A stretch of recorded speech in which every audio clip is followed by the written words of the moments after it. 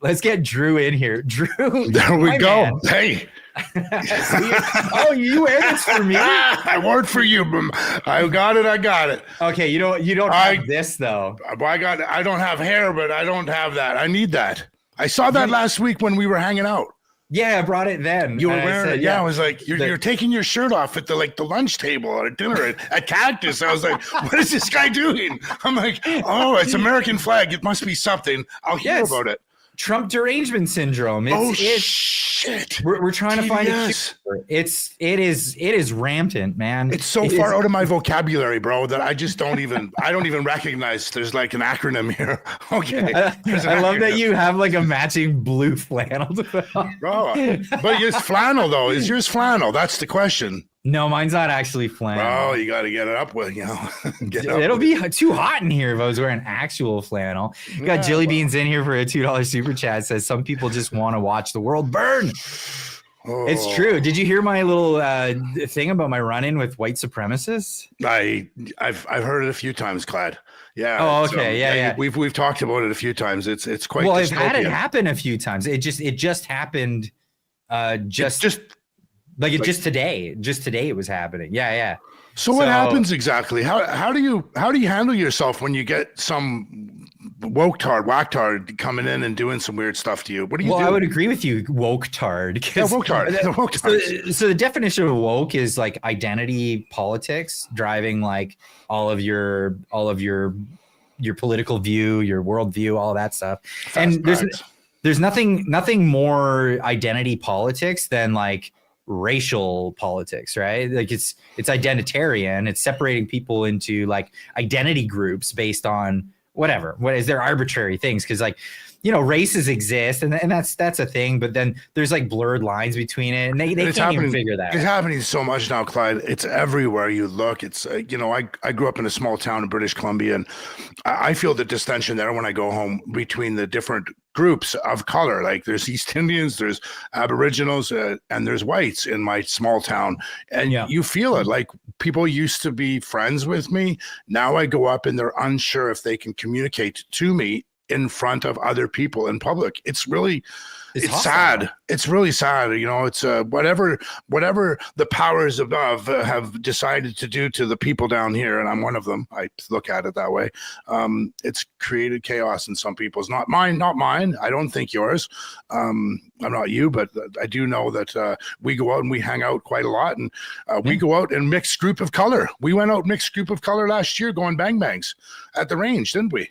Yeah, there's a whole bunch of different colored people there with us. And who cares? Like, I don't care. Like, it doesn't. It's not a thing for me. But it's a thing for some people. And what's crazy is like if I look back at my childhood when I was like a really little kid and I was first learning about like differences between people, what was the difference?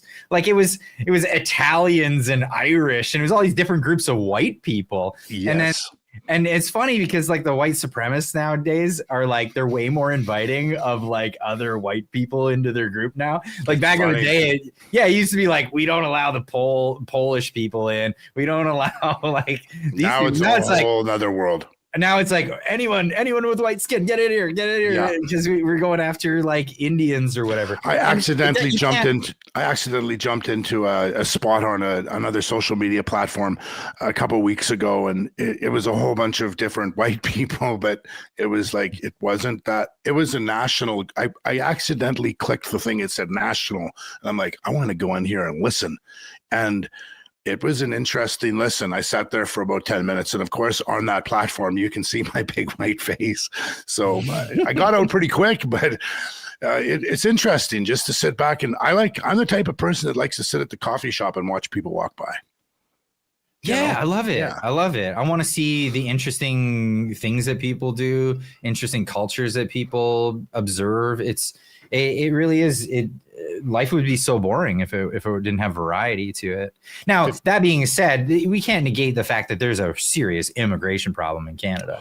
Oh, buddy, so I'm not going to self promote because this is your gig. But I went downtown No. today. I want to promote you. That's why I have you on here. It's about letting people know who you are, what you do, and all this stuff. So friends, I was downtown today because I like to do social media stuff for shits and giggles, and I went downtown today because, of course, you see in the news, the dystopian news, that 7-Elevens are being shut down everywhere. And over the past 3 months in my town in Vancouver, British Columbia, there's a whole bunch of these small little tiny convenience stores popping up everywhere. There's like 30, probably 20 or 30 small convenience stores. And I'm talking like, if you've been into the boroughs down in Mexico, it's like that. It's the weirdest, strangest convenience store. Anyways, a couple weeks ago, I walked in, and right beside the till, there's like a whole slew of crack pipes and fentanyl pipes, just like they're selling them. And I'm like, what's going on? So I went down today, and I had my guy. I had my camera guy about 15 feet outside with my really good camera zoomed in, and I had my road mics. And I was asking the guy questions. What are you selling here? Oh, they're cracky pipes. And he's sitting there making fun of the junkies. He's like, oh, they're junkies. I just posted the video today. It's really... Immigrants are here working. He admitted he's working under the table. He's laughing about it like he's got work and nobody else does. And they're sitting there selling crack pipes to the dudes next door that are like, bent over. Because that's what they're doing. They're bent over. And he was complaining because he goes, I show up to work at 9 o'clock in the morning at his job that he's not allowed to have, that he's making $10 an hour at, complaining about the guy smoking drugs and the smoke coming into the store. I wanted to grab him and just but I'm not going to do that anymore. But I just wanted to kind of grab him and shake him above my head. I'm a big dude, people. He's a big dude. He's a big dude. I'm 6'4", so then I'm probably 6'8" when you're standing beside me. I just wanted to shake him and then just put him back down and say, "How did that feel?" and walk away. By the way, head over to the channel. I'll put a link in the chat here. And Clyde, look at my channel. Look what I saw. Look what was today down on Granville Street. Back to the Future DeLorean. The full effect. It was unbelievable. We were talking about that. Well, it's so weird. Like we were talking about DeLoreans in the shop just yesterday. That's so weird that came up. Bro, if you go to about the 13-minute mark, or sorry, the 3-minute mark, somewhere around there. I think you're helping the problem by. Oh, there he is. That's your voice. That's you with the cracky pipe thing. It's a really small little snap, but this guy's got everything down pat. Like right in the front of the car, he's got the turner switch to put Back to the Future. He's got all the components. There's this guy. He's from Bangladesh. He's got the Turner pipe to switch Back to the Future. He's got the Turner pipe, like the Back to the Future car, the DeLorean, bro. Like everything. He's got the cables outside the side. He said at the 13-minute mark. It's 12.5 minutes. It's 13 minutes. My apologies. It's somewhere in there. Okay, it's somewhere. We don't want to spend our whole time, but I'm not scrubbing this the whole time. Everybody head over and subscribe to Drew Coover. Now, you and I, we went for a walk, and it was like probably one of the sketchier things I've ever done in my life. Going down, show how large you are. You're a large That's man. you. That's you beside me down there. That's right. Way down there. Way down. So just so everyone understands how tall people are. How tall are you? I'm 5'9". You're not a Wes Watson 5'9", are you? No. I'm like if I was to lie to you, I'd say 5'10", but I'm 5'9". So you're 5'9". So I'm 6'4". So when someone's around me that's 6'6", I feel short. So I understand it's strange. All right. All people are strange people. But this is probably one of the sketchiest places I've ever been. You were afraid, bro. There was a couple times there you were actually.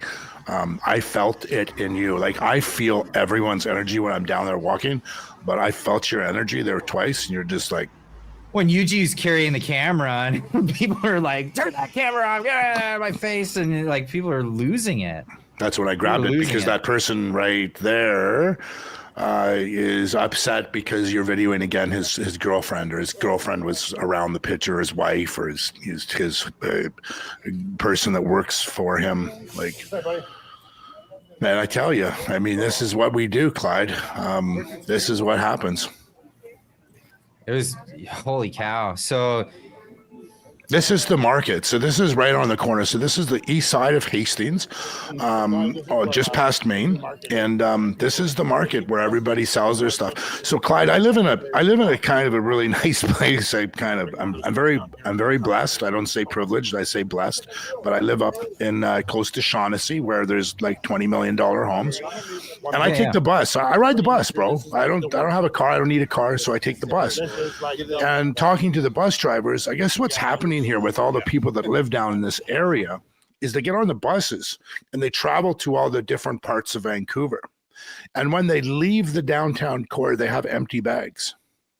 And when they come back, their bags are full because they just go off the line of the bus 2 blocks in and they rob people's houses. They just steal everything. And then they get it in their bags and they bring it downtown and sell it. Now, rich people that are living in my neighborhood, the stuff in their backyard, probably they haven't touched it for a year, so it is what it is, right? It's stuff. Anyways, if anyone steals anything from me, I never get heated, bro, because it's just stuff. It's just material. It can be replaced unless it's a wedding band or something sentimental, right? But this is what these people do, and they ride the bus all day, and they steal stuff, and they bring it down so that they can get their fix, bud. They can get their fix, whatever your fix is. So what was astonishing to me is just the amount of money that flows through that part of town. Like you think of like a moneyed area, you would think of, Wall Street, like that kind of thing, where the finance sector is, and just the amount of money that flows through. There is that much money flowing through this part of town, if not more. And what's crazy is, to put it in context, we're talking downtown Vancouver. Like, it is not near, it's not in the outskirts, it's not on the other side of the tracks. You're a stone's throw from Gastown. You're a stone's throw from like all of these great places that people go and spend lots of money at. Mm-hmm. And there's like hippies and yuppies and doing all this stuff only a block away. But this one downtown area, the real estate has got to be in the billions of dollars. If you talk about that section, I was at my friend's house. Hold on. So it is just enough. It is enough money that's flowing through there to not clean it up and fix up that real estate and sell it. Right. That is a lot of money. That puts it into context right there. I'm in a $4 million 2-bedroom condo in Woodward's, 3/4 of the way up. And I'm sitting there on the bench, on the counter outside there, and we're just hanging out. He's having a beer. I'm having a pop. And I look down. His view, this is his view, right? 3 people sleeping on the curb. 2 people walking through the garbage can. I mean, that's his view. And everyone I talk to that comes to Vancouver, oh, Vancouver is so beautiful. Oh, the mountains are, the water is. Go for a walk through downtown Vancouver. It's not beautiful. It's not beautiful, my friends. And I'm not trying here to demote my town. This is my city. I've been here since I was 18. I left a small rural town in British Columbia, and I've made it. I've done well. Held on to as much as I could through COVID. But, I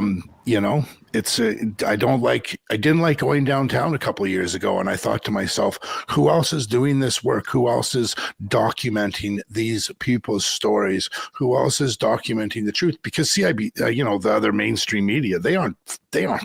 Today they posted another thing. Over the past week, they keep saying, we're going to shut down these 3 SROs between like Helmicon and Davie on Granville. It's like 3 blocks. There's 3 SROs. They cause tons of chaos. But the reality is there's 8. There's not 3. Okay, you got to explain what an SRO is. So, my friends, really quickly in a history lesson, after World War II, when husbands didn't come home, the wives got money from their loss of their husband. So they bought houses, and this was part of the Industrial Revolution. Like, they were buying houses, building houses. And what happened for about 30 years is all the workers that came into town, they would stay in these houses, the rooms in the house, SRO, single room occupancy house. Okay.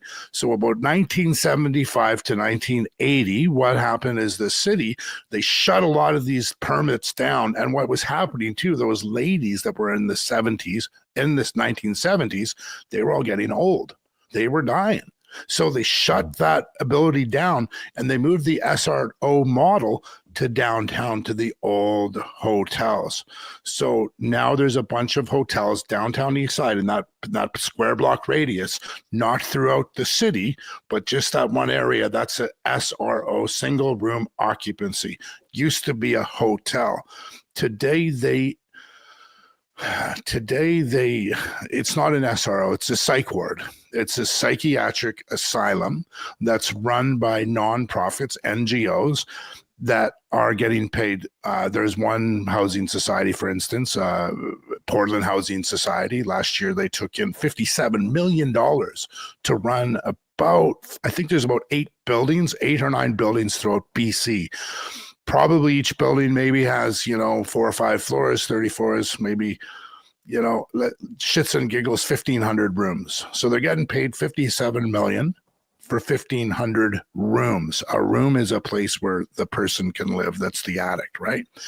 There's one building downtown that's 6 stories tall. It's a brand new, beautiful apartment complex. It's specifically for alcoholism. The main floor is a brewery. They make beer for people. I could pull it up, right? Just Portland Housing Society alcohol consumption site. It's right there. It's unbelievable. And I went down. No, like we were walking by a place, and I'll pull up the footage of it. Please. So we were walking by this place, and it was all boarded up on the front. It looked like they were trying to maybe just hide it, mask it, or they were doing the fascia on it. But there was an ambulance right in front. The place reeked. And they were probably pulling somebody out of the place because, what's it on average, like 5 to 7 people die on that street a day? Downtown Vancouver. Yeah. I think this week there was, I think it was 2 days ago, there was 80 overdoses in one day, which is the highest overdoses they've ever had. But you have to also understand, you think it's getting worse, but actually they're just changing the way they check the boxes, right? It's like the election. It's like, what do they want you to think is the worst? Well, we're going to put the attention over here. We're going to look at Santa Claus, put the attention over there, right? So overdoses have always been big. But now they want it to sound really bad because I think they're getting closer to opening up a place like Riverview again, which is ultimately what has to happen. So Riverview was what? The like psychiatric an asylum. The Riverview is a hospital that was opened in the early 1900s, pretty much after World War I, for all the soldiers that came back that had, what is it called? Shell shock. The shell shock, right? Tourette's. It's actually called Tourette's. That's what Tourette's is. And fuck. Tourette's is shaking. You have the shakes. That's Tourette's. So they did that. And then what happened about 5 years after they were open, they decided, well, let's bring pharma in. So they got pharmacy involved, and that's how Riverview stayed open for 7 decades by just medicating everybody. Yeah, stabilization, right? That's the key. If we can just stabilize your alcoholism, Clyde. So talk about this. Okay, I want you got to explain stabilization, because like they're not, when people are getting, so you get arrested. Oh, well, yeah, it is a lot of work. But so you get arrested, you're ordered to go to rehab, and then what is the procedure there? So, well, I'm sorry if you get arrested because you're a drug addict. That doesn't happen anymore. Now what we do is we have all the police that you see downtown Vancouver, the Vancouver Police Department. They're actually, I always make jokes with them. They're social workers. Because it's not against the law to do drugs, right? So these people are smoking hits of fatty, doing meth, they're doing whatever they want. They're beating people up. They're just going to get attention. They actually don't go to jail. You hear about this on your channel. You've talked about this, like the crime waves. These immigrants that are traveling like with rigs with pounds of fatty, and they get out after 5 days. Well, if that's happening there, what do you think's happening to our people? Nothing. So what they're wanting to do, guys, everybody that's listening, it's really simple. It's called harm reduction. So harm reduction is a term that was created by the politicians to basically make it a reduction on your eyeballs from the news so you don't see it all the time. It's already do some harm reduction. We're going to clean the streets up a little bit by giving people that have active addiction pharmaceutical medication to basically compound their numbness. So we're just going to keep them leveled. So instead of giving them the opportunity to do drugs on the street, we're just going to give them pharmaceutical medication, which is called safe supply. Everyone here is safe supply. Man, safe supply. It is. It's a safe supply. Clyde, you have beers. Well, you having a road soda today, but you're not on the road, right? I'm not distilling my own, right? But I'm getting the safe stuff from the government supply. It's safe. It's safe because you're going to drink that beer unless it's in, New Zealand or Australia, what happened a couple months ago. It's so I can have all I can spend my whole paycheck on. You're fine. I have it all in one night. You're fine. 100%. Drink up as much as you want, buddy. I love people that drink.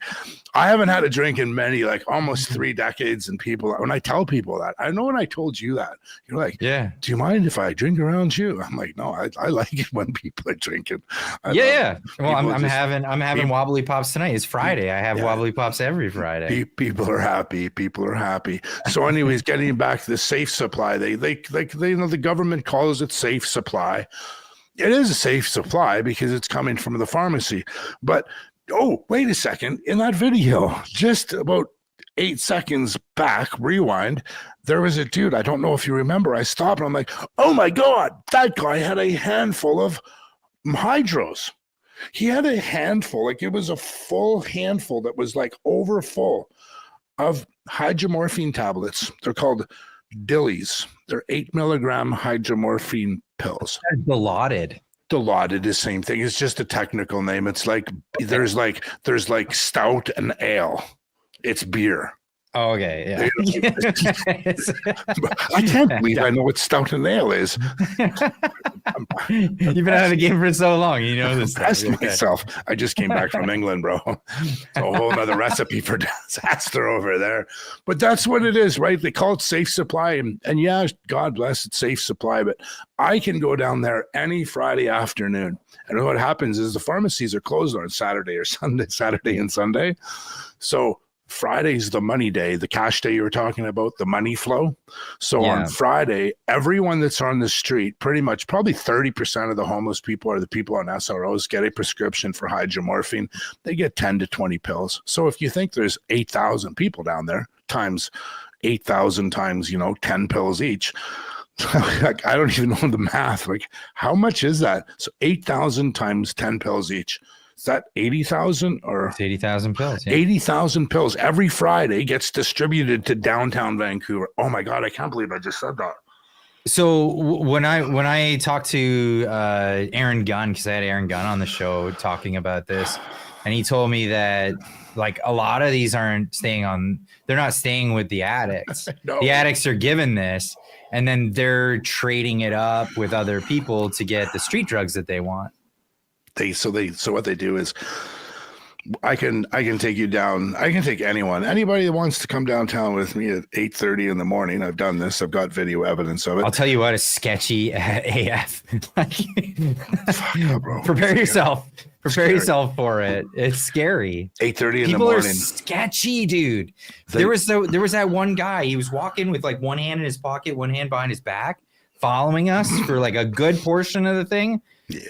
And I'm like, dude, I'm giving you the signals, it's that guy, right? But without doing that, they're all safe with me. When I go downtown, they all know me. Everyone knows Drew Coover.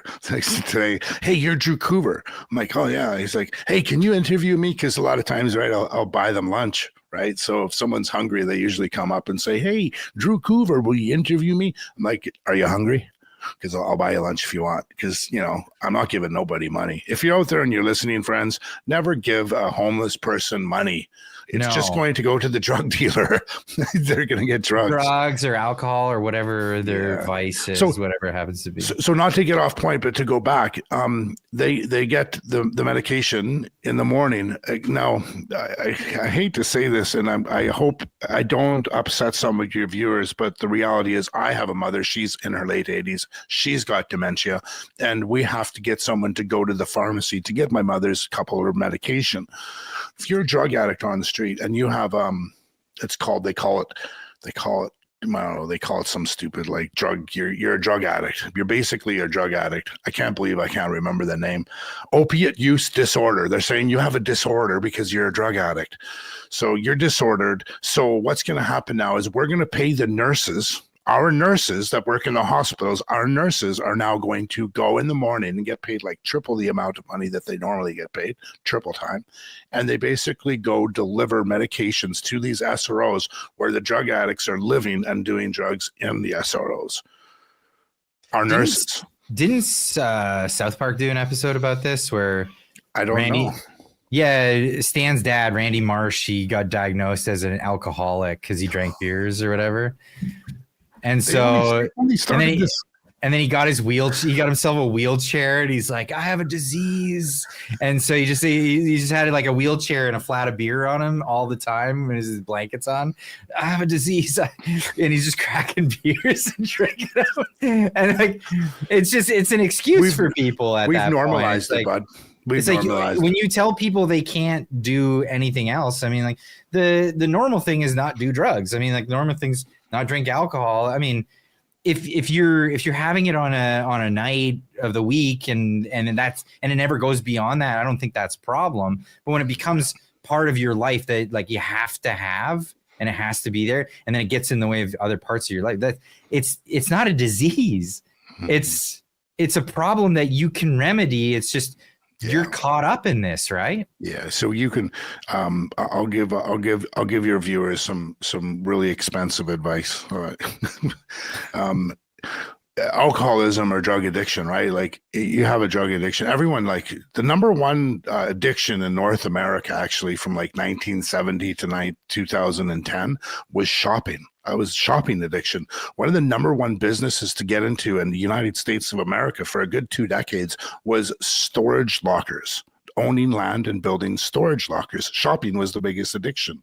And it caused a lot of problems. It created divorces. Like a lot of bad things happen because you shop too much, or people gamble too much, people drink too much. Well, I get gambling too much, but shop. So you just have too much stuff. So you have to storage locker everything. How many Amazon trucks do we need driving through Vancouver? It's insane.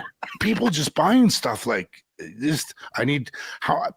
I went into a house a couple months ago. I did an intervention, and the lady, she's alcoholic, right? And her husband just pissed. He's complaining all the time. She's just buying everything. Bro, I asked for a pair of scissors for something. Open up the drawer. There's 9 pairs of scissors. Well, she she couldn't find it. It's downstairs. So just order one on Amazon. It'll be here in 2 hours. You see what I mean? It's just that easy to buy stuff and have it come to your door now. It's insane. Bro, I see weird stuff because of the work that I do, right? So you have an addiction, right? It's not bothering anyone, right? Like your drinking's not bothering. You're eating potato chips past 9 o'clock's not bothering anyone. So don't worry about it.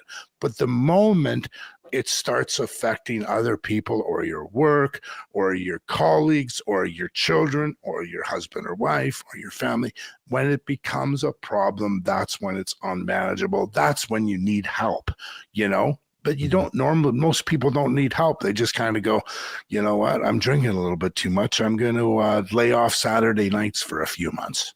You just cut back. I mean, do that. A lot of people can.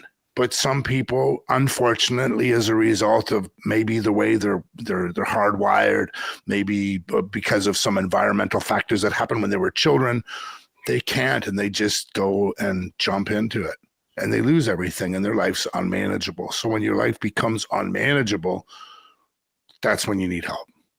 And these people are downtown, and they've sacrificed everything for this addiction. Those people, like sacrificed. You're right. No, like we're talking hygiene, like every single thing.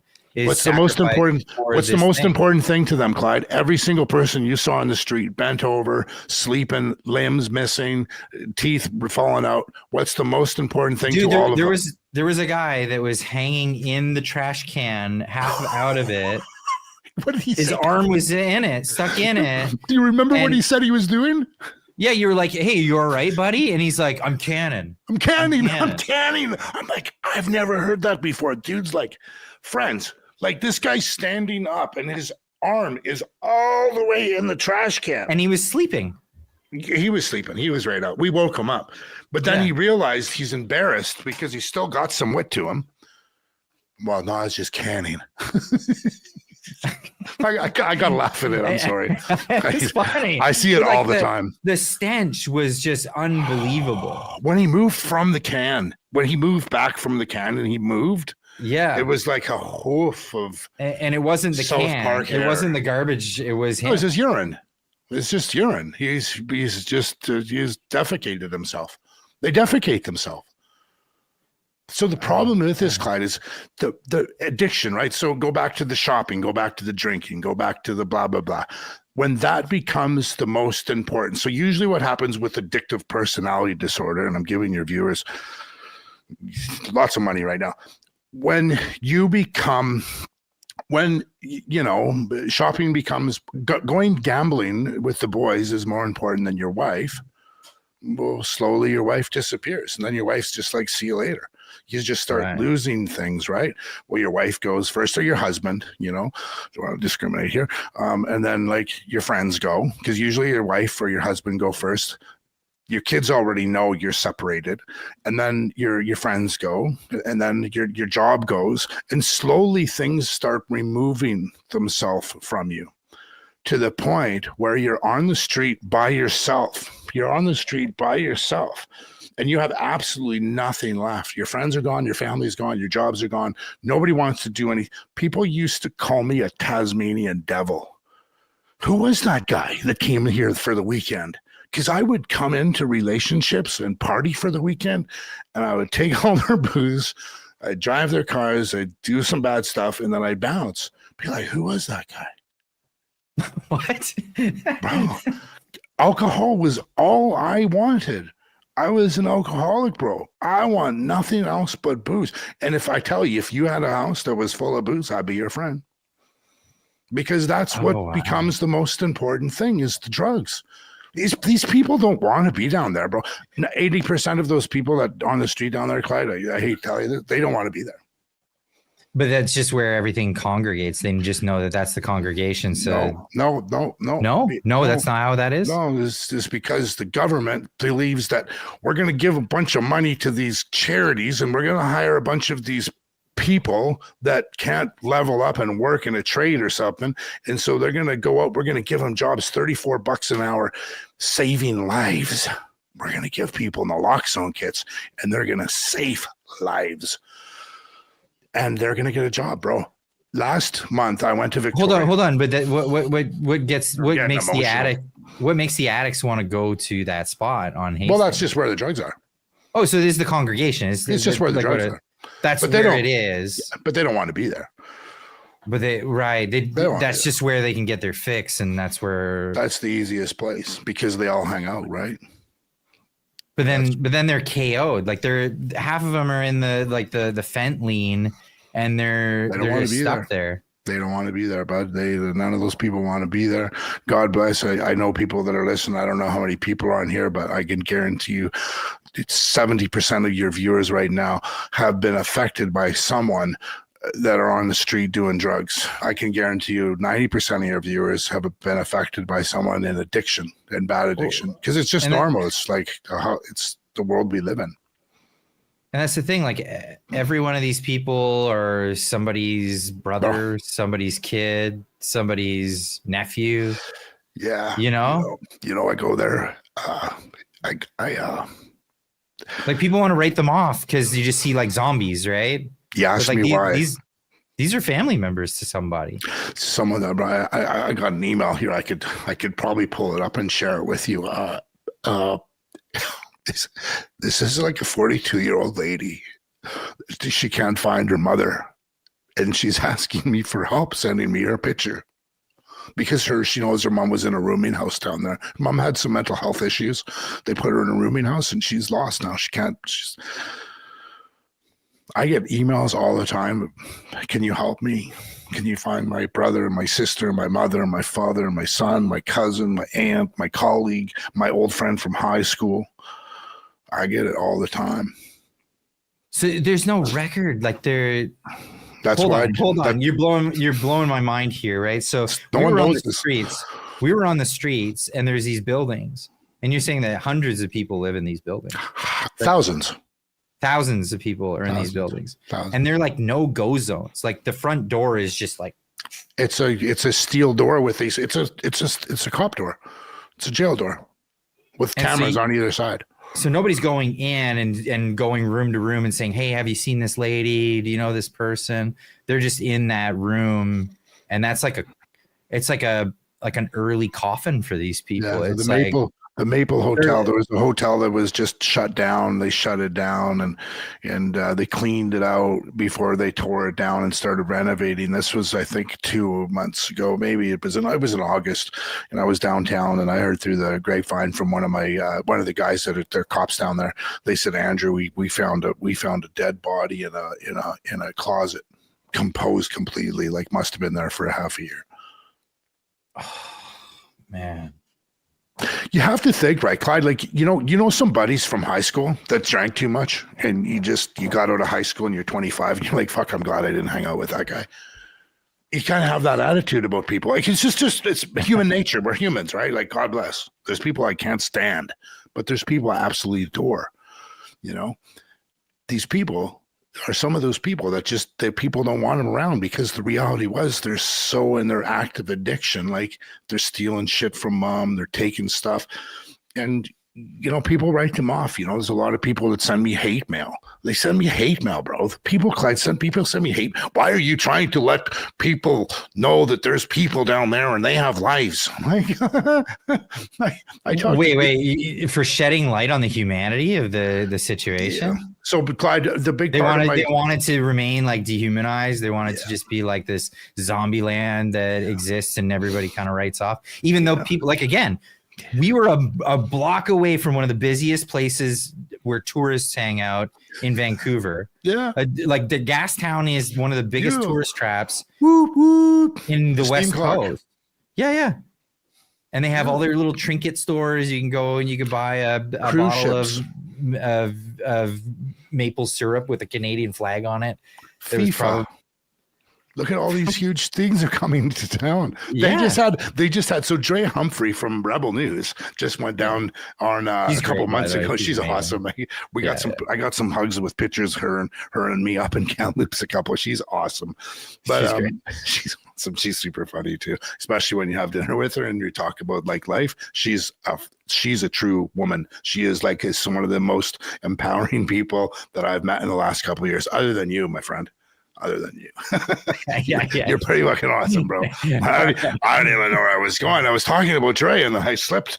I don't know where I was going. It's the reality is, Clyde, it's dystopian. I just use this word all the time. It's dystopian. It's not normal. Like, it's just not like how, like, the government knows exactly what they've done. There's a gentleman by the name of Julian Summers. But they can walk away from it and say, like, I'm doing it with the best intentions. We're giving them safe supply because we care.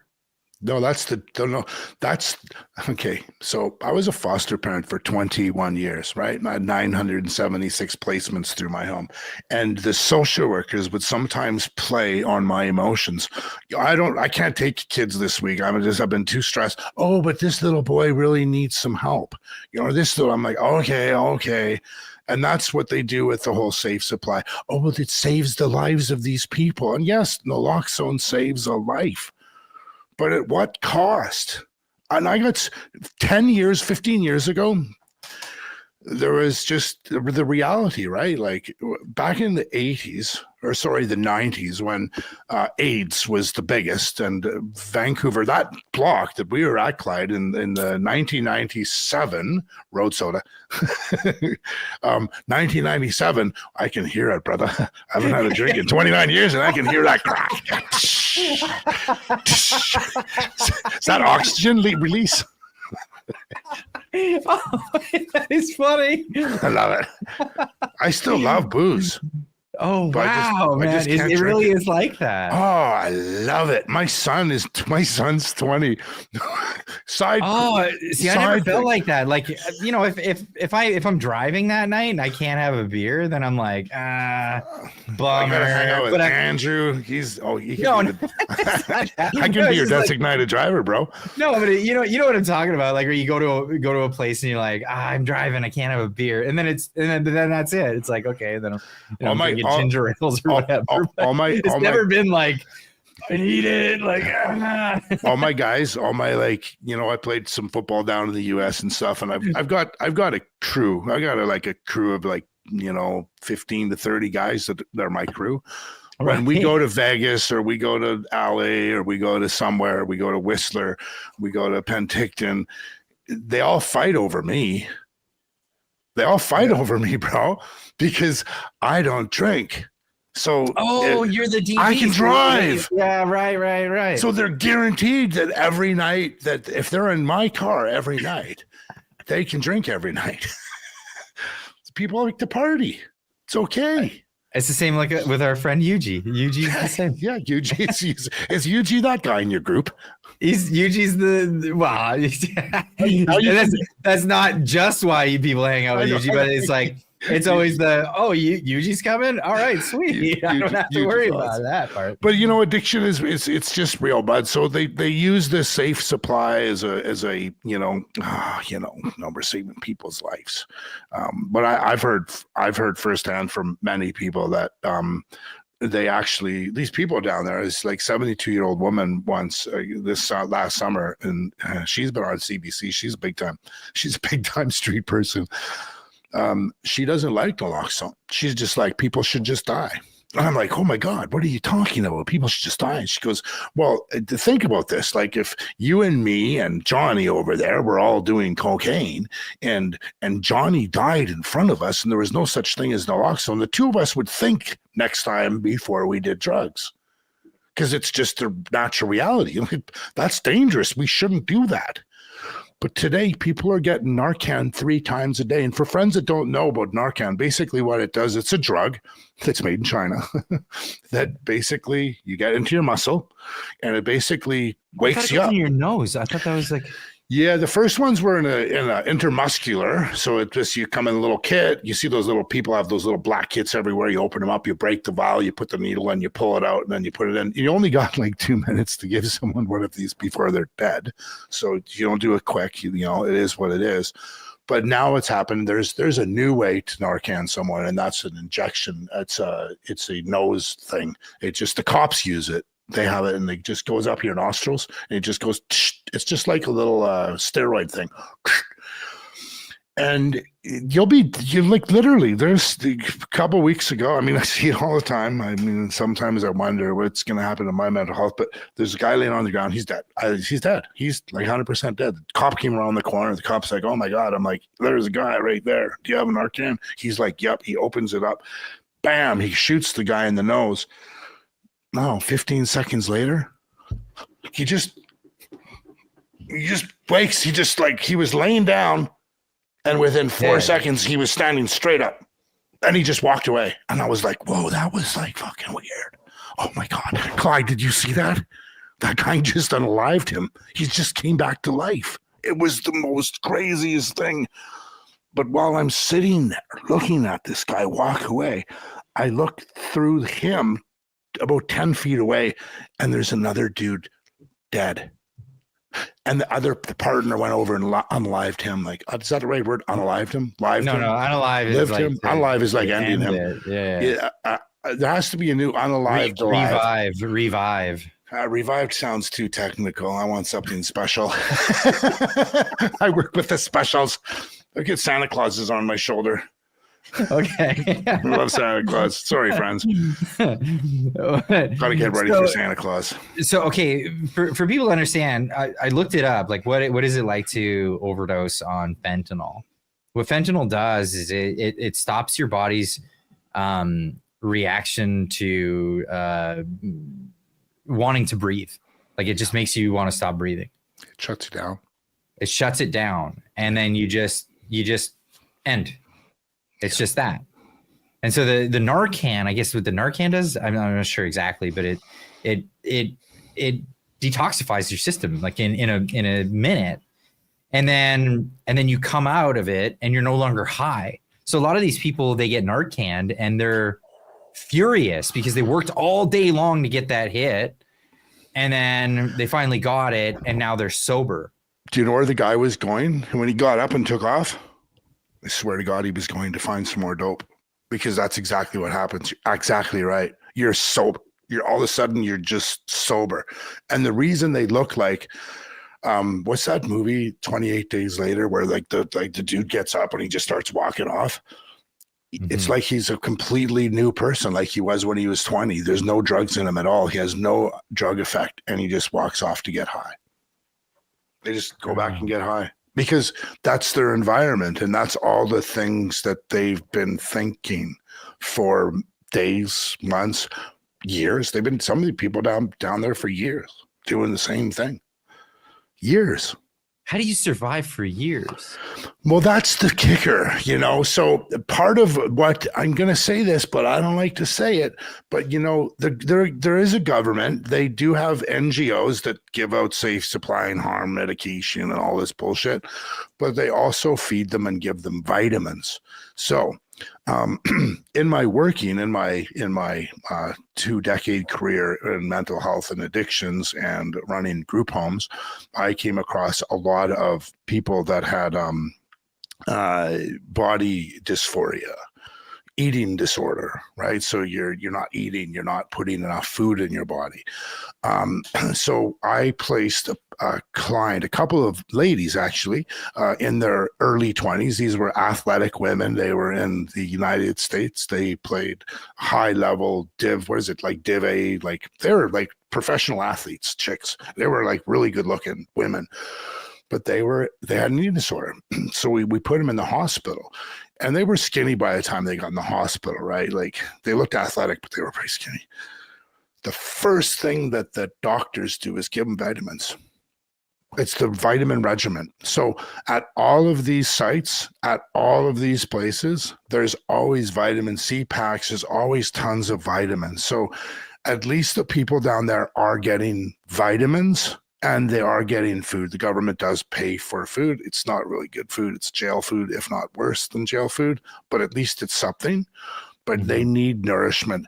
I believe, it's my opinion, it's my professional opinion, that most people die there not of overdose. They actually die of malnourishment.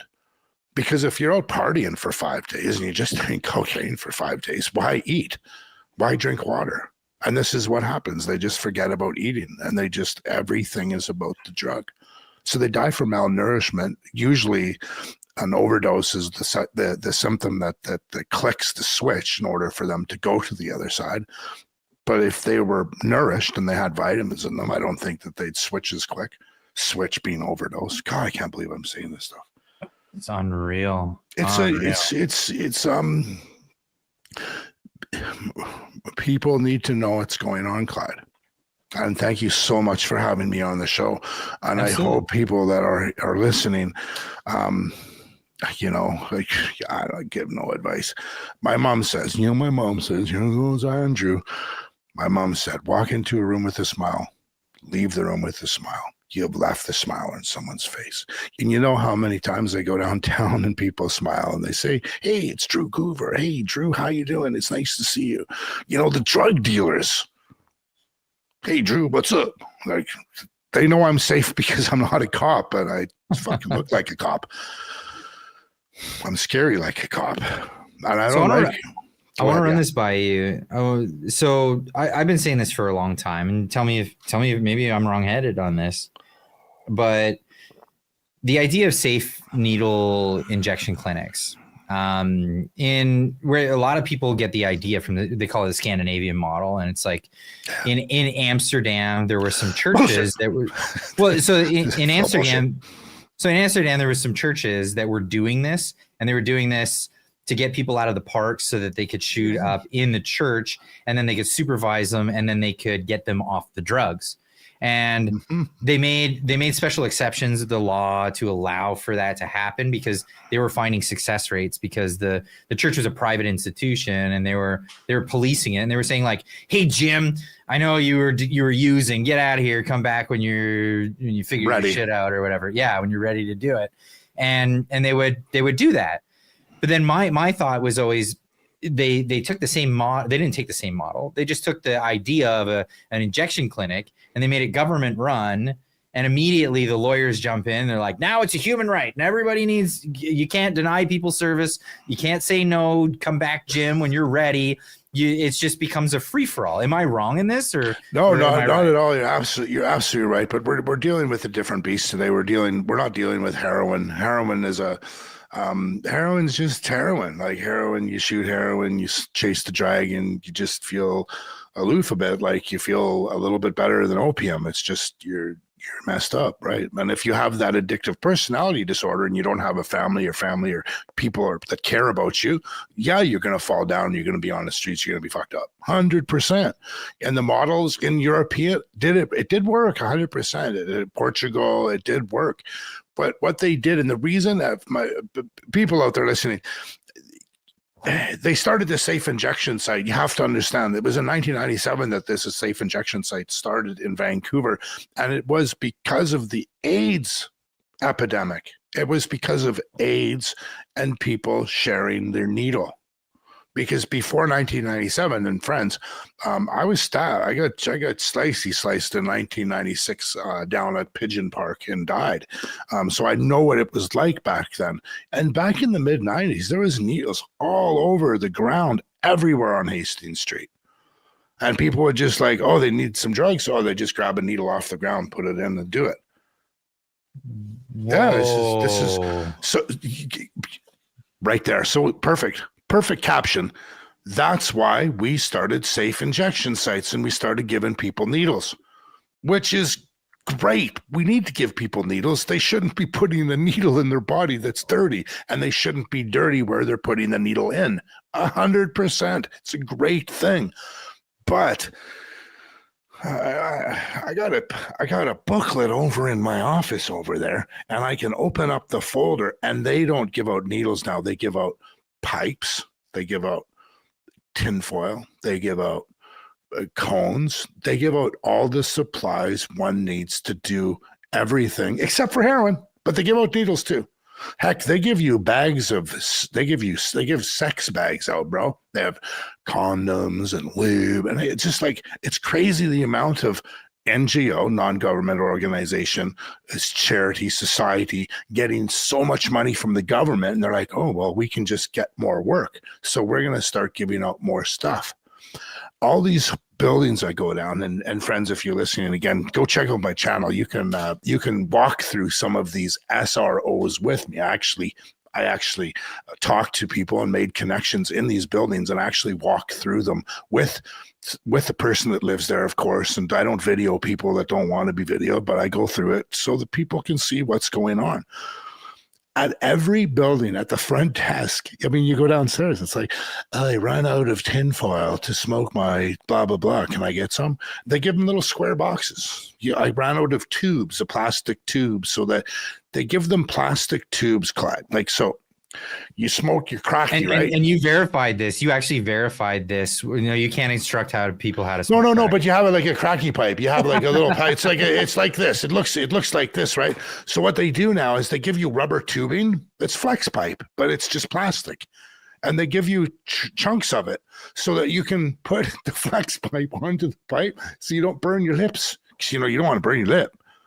They give this out, Clyde. It's on my video. I mean, we can do another one. No, I believe you. So like when we went down there, you were explaining how you can get this stuff, and you just stopped in front of a random couple that was junkied out, and you're like, hey, I just want to ask you, if you go to a place, or if you're at your what is it? The SRO.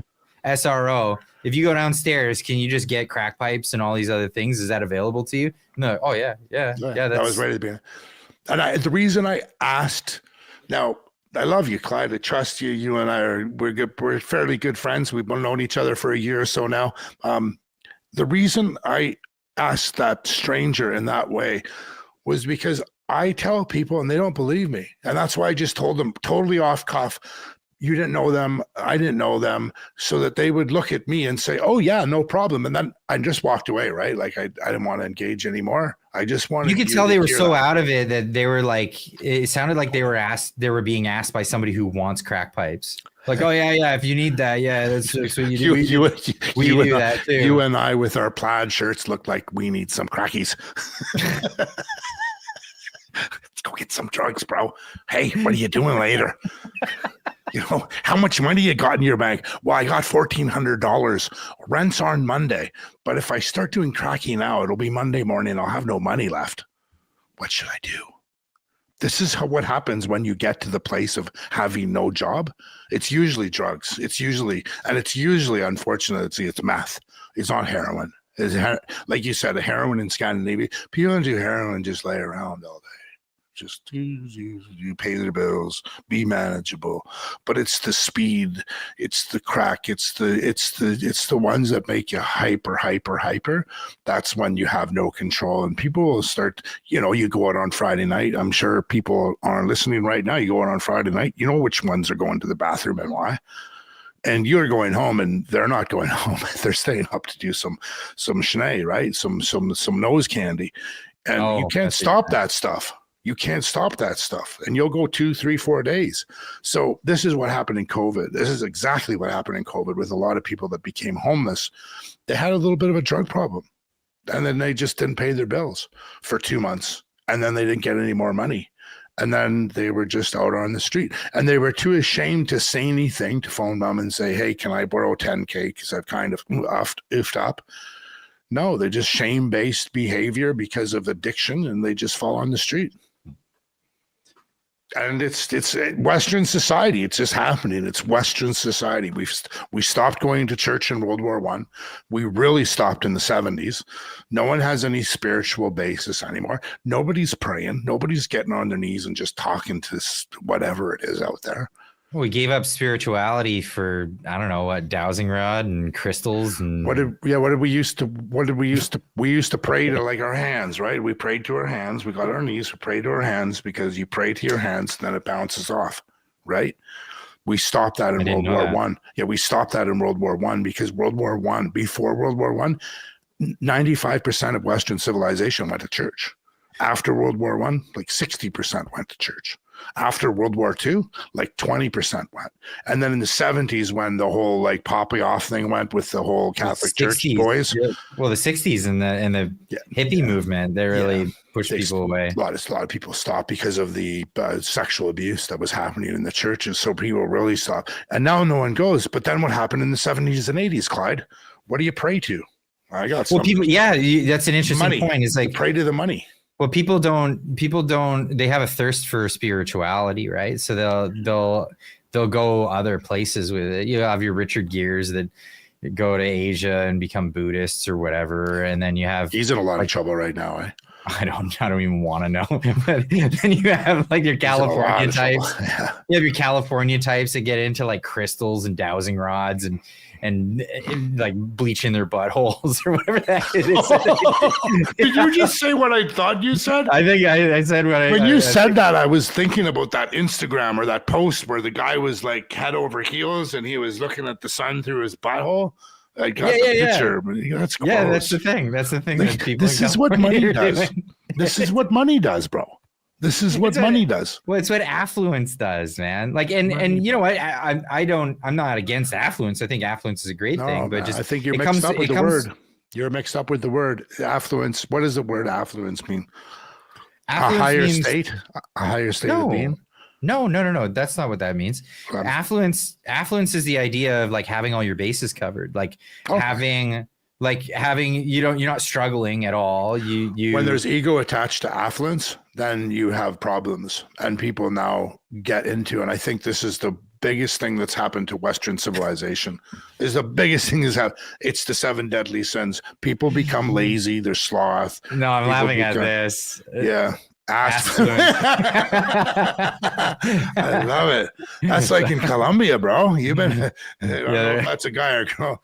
Okay, I'm gonna go into some of these super chats. Yes, I want to get this. So Jilly Beans for 2 says some people just want to watch the world burn. Yeah, it really is so sad. A case of that. It sucks.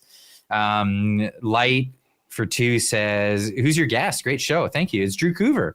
You guys gotta. I've been putting the link in the chat there. Anyone who wants to go over, head over. Make sure you subscribe while you're there. But check out the videos because it's crazy. And you're not just in Vancouver. You went to England. You're traveling around. You're doing all this other stuff. Checking out all these other places with similar situations. I'm leaving, buddy. I'm leaving in.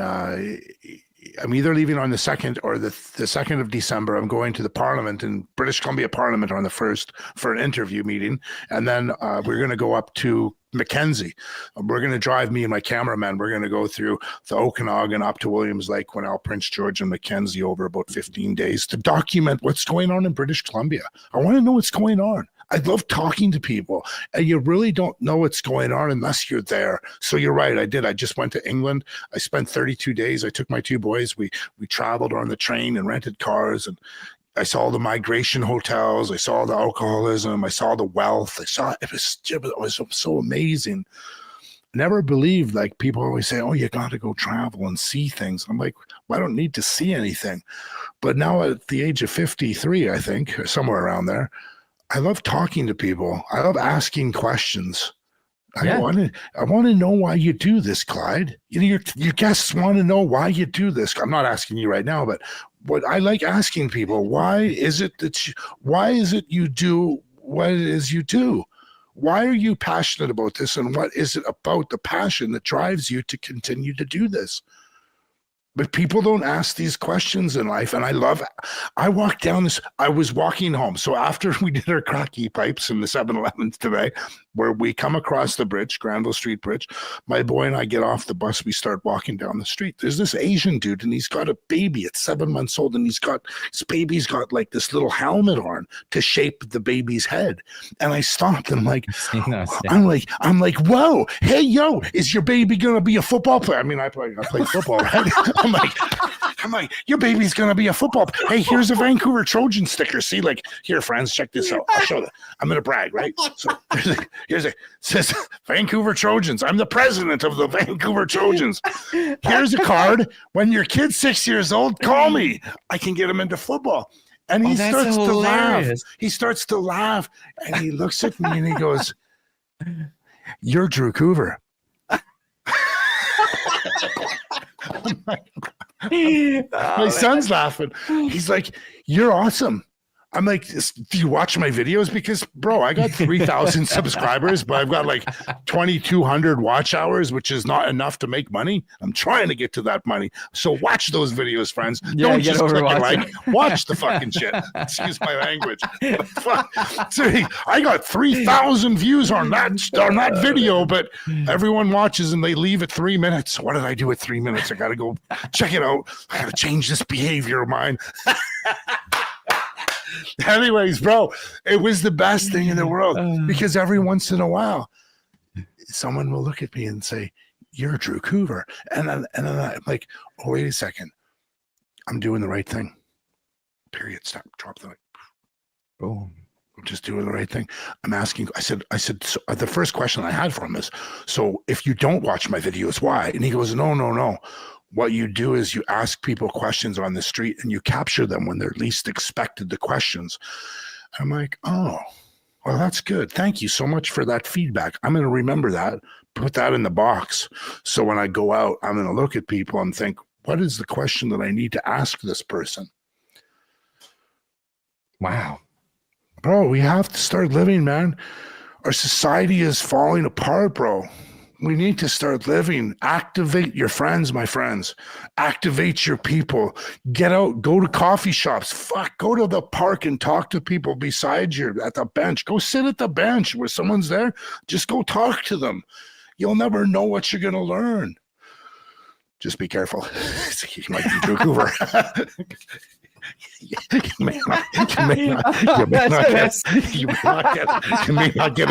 may not be able to talk.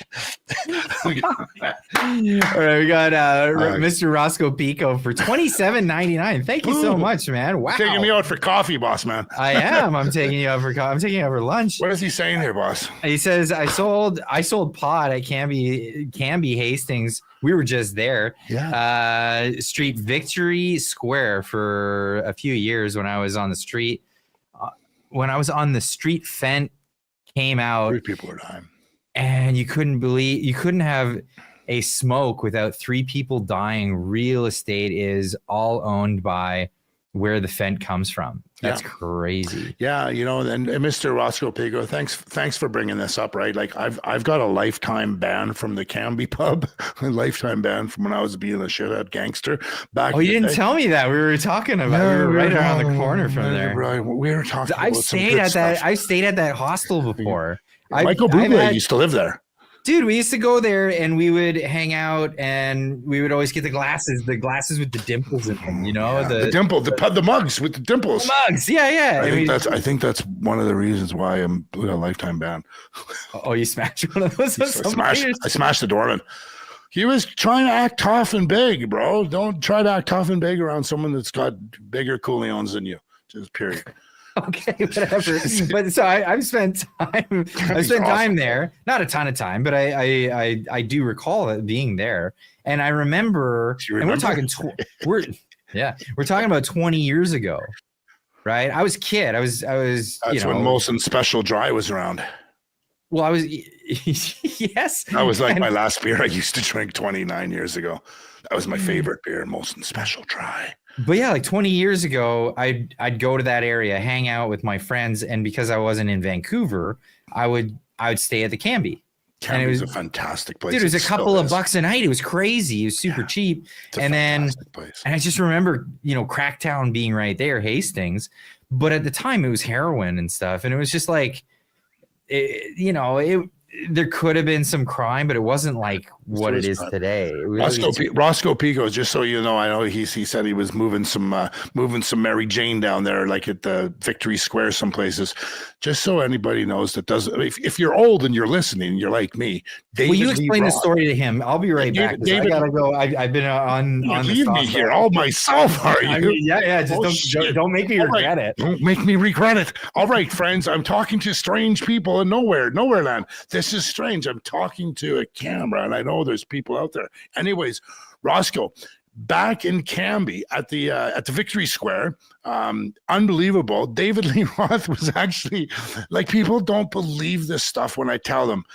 David Lee Roth was arrested for buying a dime bag of marijuana at the square, at like Pigeon Park, where if I go at Pigeon Park today, my friends, if I walk past there, there's 2 corners of Hastings that I don't go alone.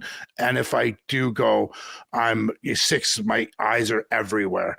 It's Pigeon Park, because that's where all the Honduran drug dealers are. And then up at Main and Hastings, right at the this is really strange. Do I have another story for you? A couple of weeks ago, a gentleman by the name of Christmas List. A lot of times I get these big YouTubers, these like 8 million people subscribing. When they come to Vancouver, I usually get the call and I bring them through. There's a gentleman, and you can check his channel, Christmas List. He recently went across Canada. He did this cross Canada tour. Now he lives in Toronto, and that's one of the reasons I went to Toronto, to visit him and to do some YouTubing. He traveled from Hamilton, Ontario, and he went from Hamilton to Toronto, to Oshawa, to Thunder Bay, to Winnipeg, to Edmonton, to Banff. Banff was the only nice city he went to Vancouver. And he came here to document what's going on in our great country, Canada, which really it's not great anymore, buddy. It's not great anymore. No, I'm older, it bro. isn't. Like I'm a couple years older than you, Clyde, and I've got Yeah. a lot of friends with a lot of different age in a lot of different age categories, and I find my friends that are in their 30s, 40s, they're just like, this place, I want to get out of here. I got to get out of here. And I'm really grateful for what you've told me about what you're doing. I think it's amazing. Friends, I'm leaving too. That's just the facts. My son's 18, my other boy's 20. They want nothing to do with this place anymore. There's no future for them, as they say. I mean, I got future. I'll be fine anywhere I go just because of the person I am. But they want to get out of here. So we're out. We went to Europe. I did the Europe trip with them. Now we're going to go down to the U.S. We're going to go down to Texas, hang out with Clyde, bounce over to Florida with some of my buddies from the NFL, go up to North Carolina, and then back over 2 months next summer. And they're going to pick their spot. Hopefully, I got a studio set up by then, like where we can have like a round table. I'd love to have you in for more discussions. Like we will. Well, there's going to be much more future for us, Clyde.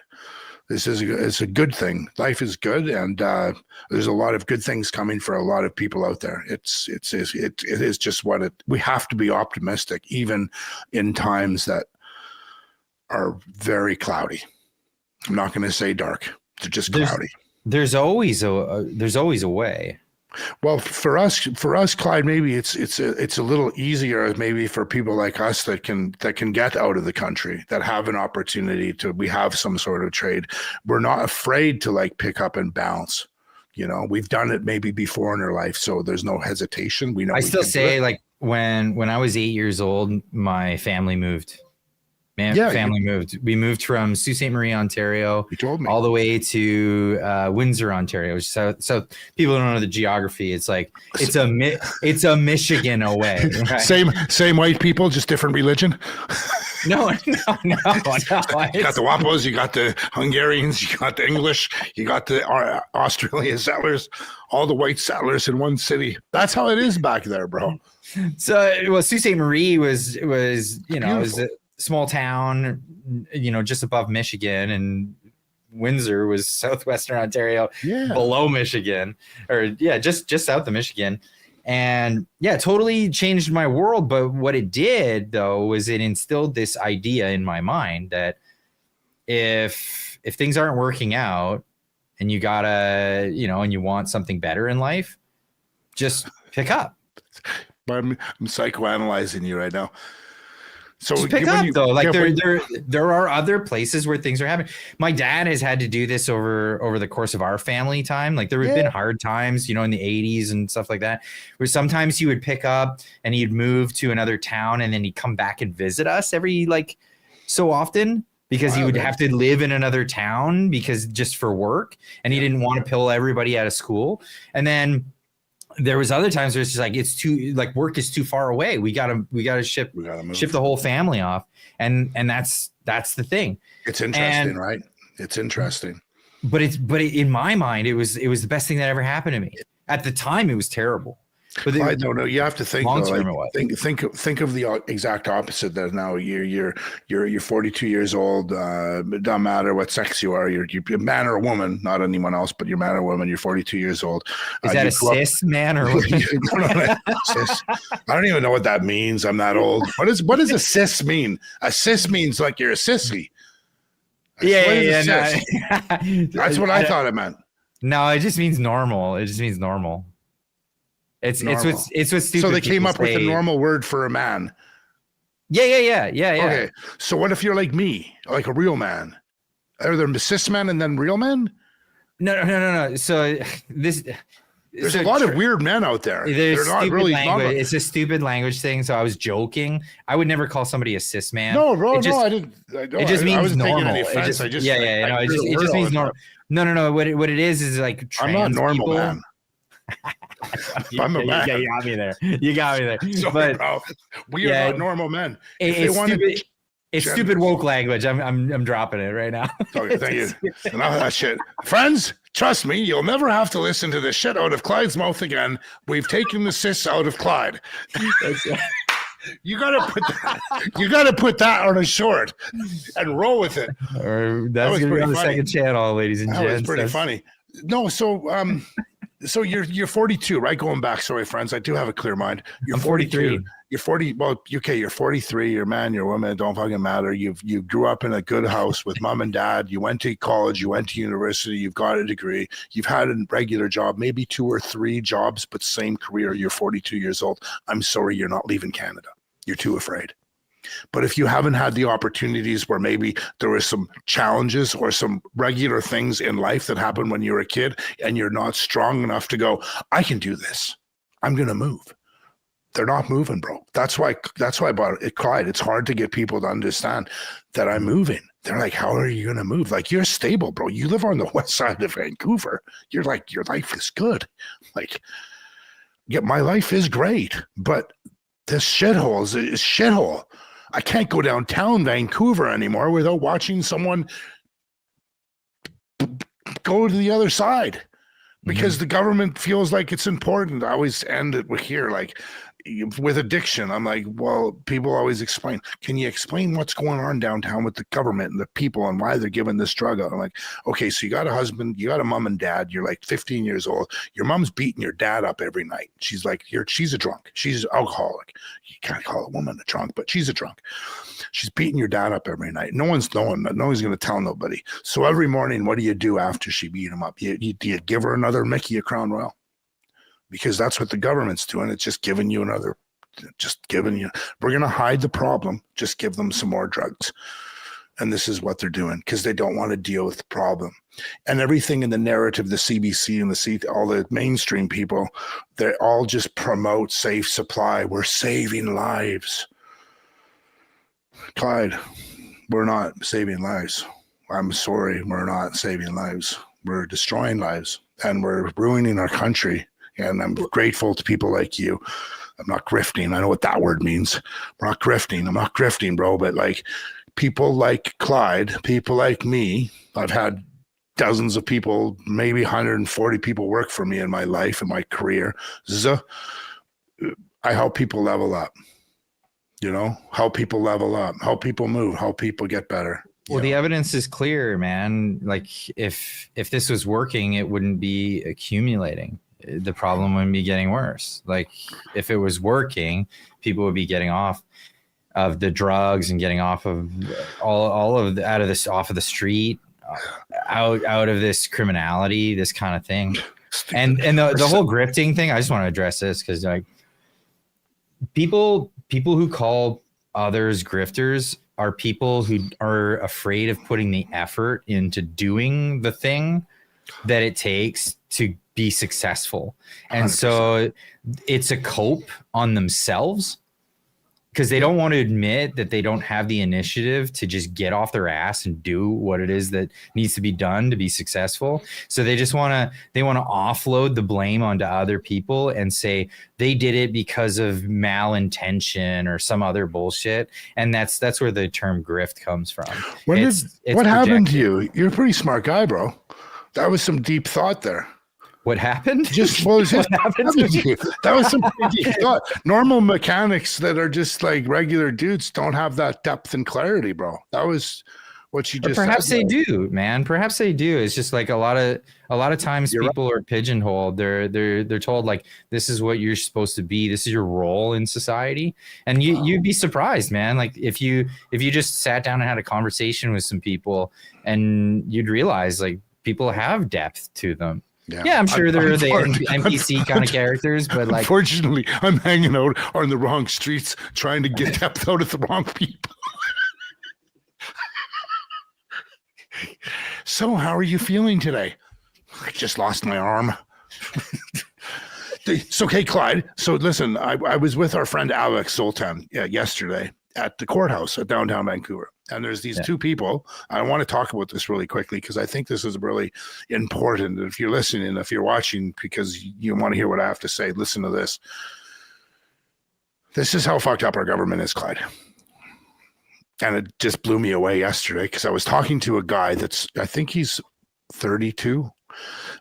He's got a PhD.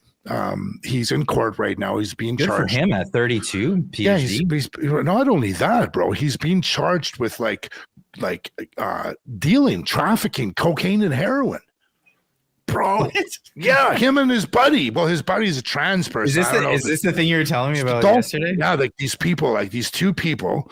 So there's a guy, I can't remember his name, God bless, but whatever. I don't want to prop them up, so I'm not going to, because they're drug dealers at the end of the day. But this guy's brother is a drug addict, and he's down on Main and Hastings, and his brother won't stop, and he can't stop. So he figures out, he's like, I got to give my brother drugs. I got to give him clean supply, otherwise he's going to die. So this guy figured out how to find a friend that's a trans person that's like doing a math and like just a math, but this trans person's also got 2 master's degrees. It's not a smart person. So 2 smart people, they figure out how to write a contract and a grant with the provincial government of BC. They get $200,000. The government gives them $200,000. Well, why do you want $200,000? Well, we want to buy some cocaine, some heroin. And the government says, sure, no problem. We'll give you $200,000. No problem. Here's $200,000. Fuck, am I doing the wrong job, bro? I got Santa Claus on my neck, bro. I'm living high on the hog here. And these guys are writing contracts, getting $200,000 given to them by our provincial government. And then they go out on the black market and they buy cocaine and heroin, $200,000 worth. And then they, what? Well, they get UBC, SFU, and UVic, so that's University of British Columbia, Simon Fraser University, and University of Victoria, to test the drugs to make sure they're good before they sell them on the street on Main and Hastings. So they start selling the drugs on the street. And it's, they're actually doing surveys. They're like, give the drugs to people, and people aren't dying. Because, well, it's clean drugs, and they're probably also selling it to the people that they know, their buddies, right? The people aren't dying. But $200,000 you're not selling it just to your buddies, man. so someone decided they've had enough. So they arrested them. And now they're going to go to jail.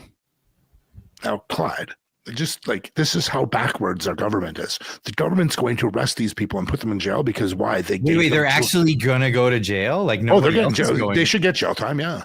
Oh, yeah. Nobody else is getting jail.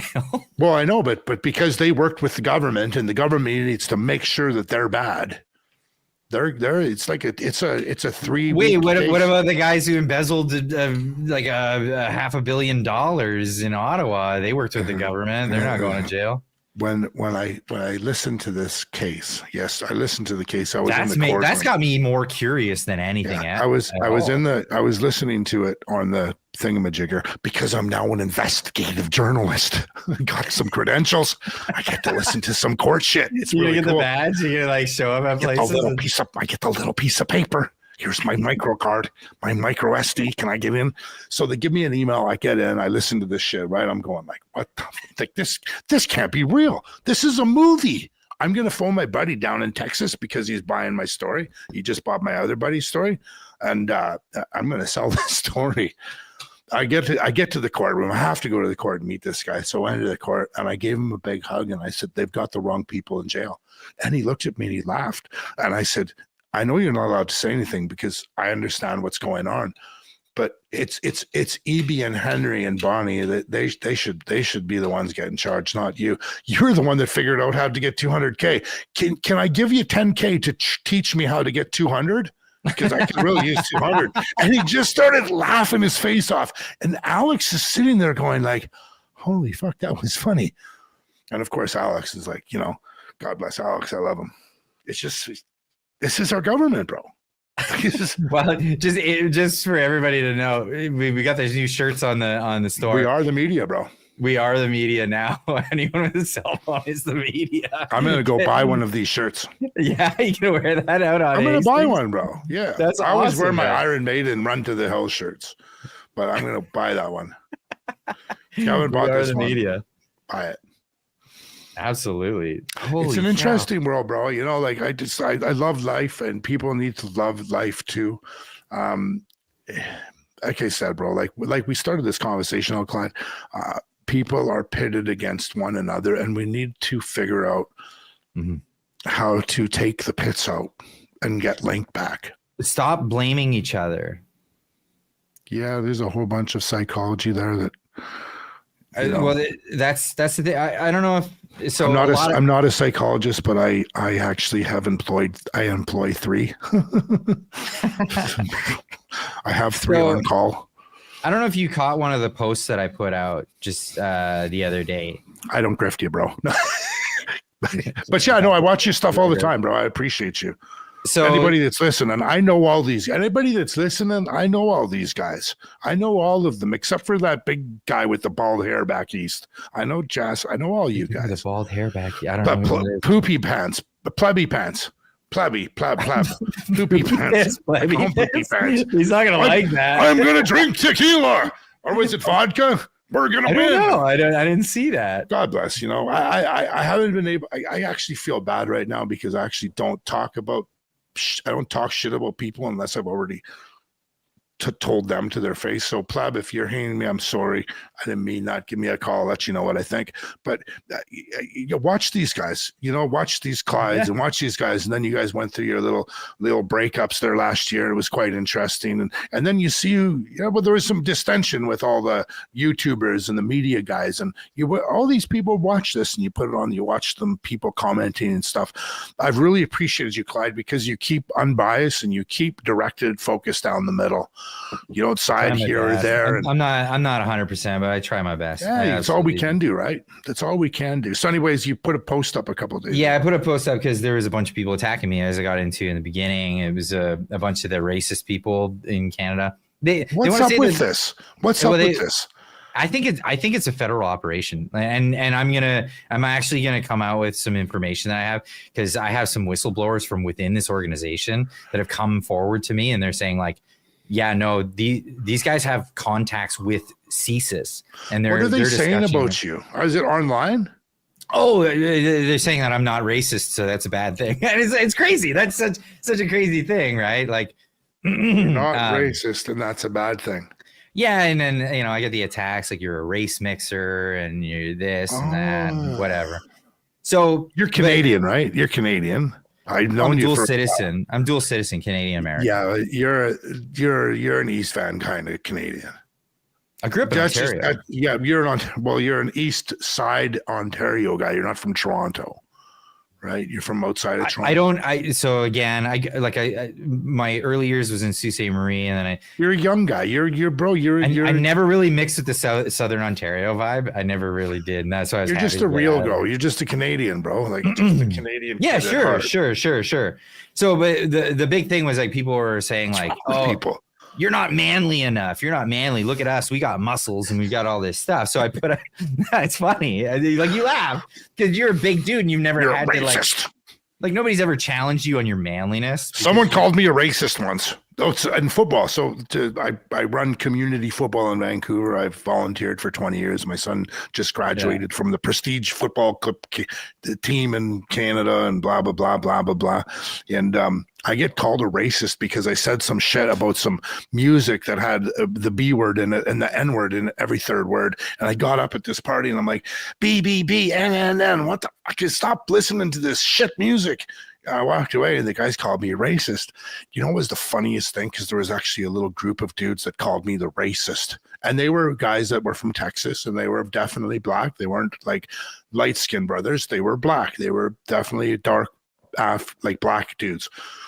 So these guys called me racist and it got online. It got on Facebook. It was like 2012. Oh, wow. Yeah. So there's a football tournament the following day. So guess what happened? My friends showed up. Orville Lee, who played in the NFL, David Benefield, who played in the NFL, William Loftus, who played 11 years in CFL, Corey Philpott, who is like the #1 running back in like NCAA. So all these black guys showed up to pick a fight with the 3 other black guys that called me a racist. Oh, no shit. Boom. I got boom. Bro, I got it. I'm not a racist. That's hilarious. Bro, it's just people are stupid. They just want to say shit like it's like poo-poo out of their mouth. So a lot of this is fueled by this recent, mass immigration that's been happening in Canada. And so here's the story. Like, mass immigration is a bad thing, and and I've had many people come on the channel to talk about it. And some of the most successful chats I've had with a gentleman by the name of Darshan Maharaja, a Canadian guy. Yes, yeah, I like fantastic dude. I don't know him, but I like what he says. The most eye-opening chat, right? Like it wasn't just bitching about it. It was like, here's what's wrong, here's what's happening, and here are the solutions. Here's how we can get ourselves out of this. And that's great. But what it does is like it seeds a lot of like hatred between groups. And then add to that the fact that right now there's a lot of people talking about immigration and the mass immigration that's happening in Canada and wanting it to be a mainstream thing. And so because it's becoming mainstream, there's a concerted effort. I believe there's a concerted effort to make it taboo again. And in order to make it taboo, all you need to have is these crazy groups of crazies that go around saying the most ultimately like really crazy stuff, and then associate anything that's talking about mass immigration to them. And then all of a sudden it's taboo again. You're not allowed to talk about it. It goes away. Right. And the media gets to just label people that. Yeah. So I think that these groups are doing that. So I started pointing that out and immediately I got attacked. Right. So it's like, okay. So you knew you were giving energy to that and that was happening. So you kind of understand that's probably what's really going on. Oh, absolutely. And then what the craziest thing, though, is because I did that, people started reaching out to me and saying, yeah. Oh, guess what? Guess what? I'm an insider. I know what's going on in the organization. It's gone completely radical. And I know that there are members in the top brass of this organization that are actually on the like speed dial with CSIS agents that okay their posts on social media. Are you shitting me? I'm not freaking shitting you, dude. That was a really Canadian thing to say, eh? Are you shitting me? No, I am not shitting you. That blow, like that's...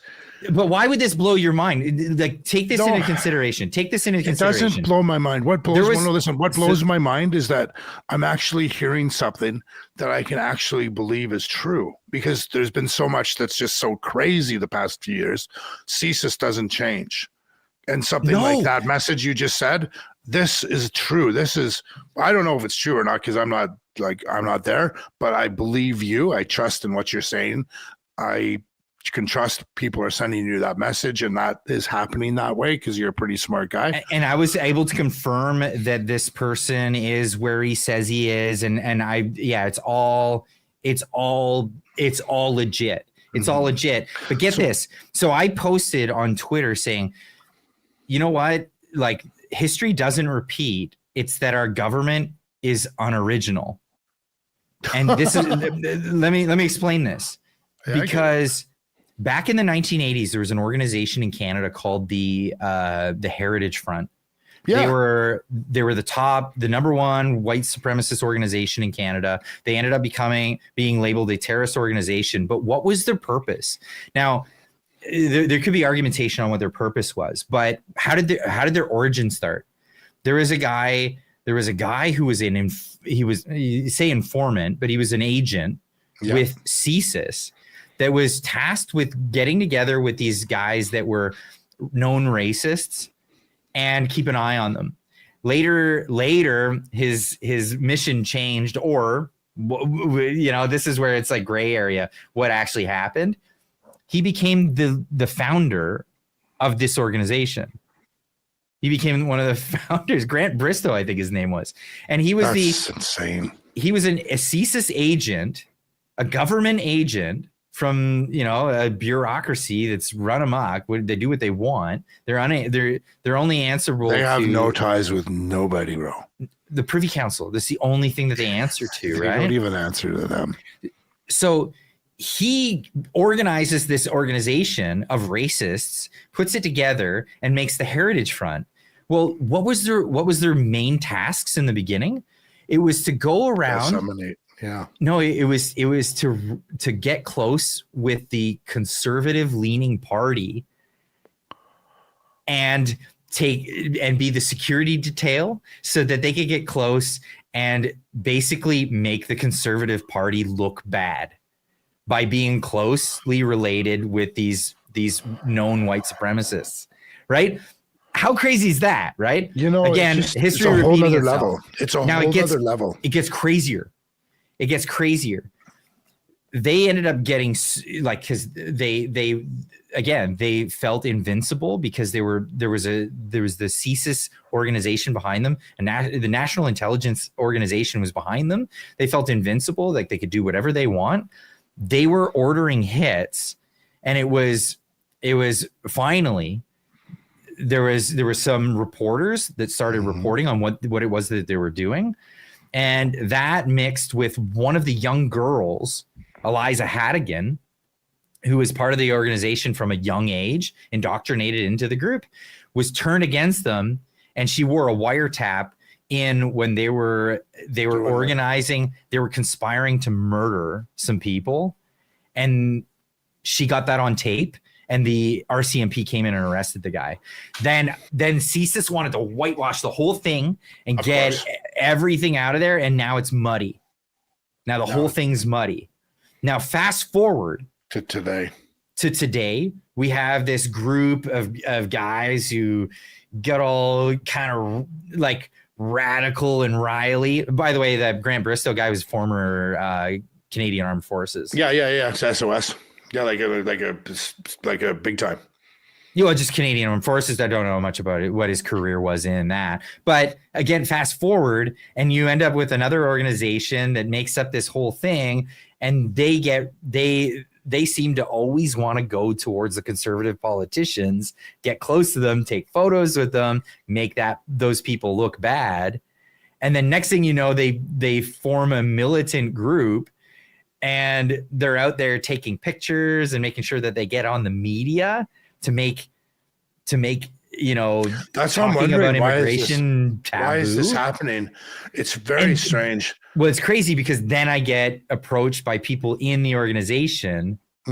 Yeah, no, they actually have contacts with CSIS. And this was after it really dawned on my contact after Lauren Southern came forward with her story. Yeah. So I'm not sure if you know Lauren. Yeah, I do. I know this story a little bit. I know enough to link it. She got caught up in this honey trap with Tenant Media, and it was a honey trap to go after. Where is she now? Is she working? I don't know. I'm not sure where she is. She says she has a job. She doesn't want to disclose her location. I'm not going to even hint at that. Yeah. I'm not asking. I'm just she's not our media anymore. No, she's not in media anymore. Yeah, but she did do a video a few weeks back where she came out and talked about how CSIS had threatened her. Yeah. Threatened her livelihood, threatened her security with her children, and making it house, right? That's correct. Not once, but repeatedly. So she decided she was going to record these moments with this person, and he was trying to recruit her so that she would be an agent provocateur on anyone else in these areas. Man, this is how this operates. It is deep, unbelievable. There's what's maps, actually happening right now. There's maps. There's plays at work that there's plays underneath plays underneath plays. And when I'm talking about a game, and there's probably, I've seen 3 levels, maybe 5 levels of play. I've had the opportunities to have been put in some very serious situations with some very serious people. So I'm about 3 to 5 levels of play. But what you just expressed talks about a script that was written sometime a long time ago. And all those games are still being played, even when you think they've gone rogue, like they disappeared for 10 or 15 or 20 years, and things pop up and you're going, oh, wait a second, that group over there is presenting a pattern. And I'm calling it a conspiracy theorist. God bless, I am. They're usually right when they're, unless they're mentally psychotic, and I'm not that. But you see these patterns in people and you kind of go, is that what that reminds me of something? And if you're a level person, you kind of go, hey, wait a second, that's from that time. And that's what I love about being my age, because I'm not super old, but I'm only in my mid 50s. But there is a long time, Clyde. There is probably a good 10 years. Like I was a single father. My son's mother, we had some situation with a situation, and I became a full-time dad. And from my son's like 4th month to his 13th year, 14th year, I was a full-time father, like full-time. And I was like, I ran my company. I had like dozens of people work for me, and I had dozens of people work for me, so I could just be there for my son. And that's all I did. And there was a good decade there that I just sort of disappeared. Oh, the personal financial hit that you take from just having to hire that many people. I get it. Like, I mean, no, bro. It's about making more money. It's just about making. No, I get that, but when you take yourself out of it, you're making less because you're paying more. Yeah, I actually, I kind of figured it this way. I just made more. I made bigger contracts, so the amount that I lost was less than I made more because my company went so much bigger. Okay, fair enough. See what I mean? Like I leveled right. You played it really smart. Anyway, I really want to point this out. So this was something that I posted just today. It was yesterday. Yeah. Almost nothing is original in Canada. So many things are just a ripoff from somewhere else, usually America, even when the feds go out dressed as white supremacists. And I wanted to point this out. No, I wanted to point this out because it's so stark. I didn't get into the details Let's get into the details. So the details are you got guys in masks that obviously people are like, yeah, those are feds, like whatever. But look at the symbology. What is it? It's guys in uniform, angry young men, trying to be like militaristic in some sort of way. But they're 30 or 40, so they're youngish, young enough. And then what's the symbology that they both use? It's the old American flag. So that's the 13 the original 13, right? In the Union there. And then on the other side, they use the ensign.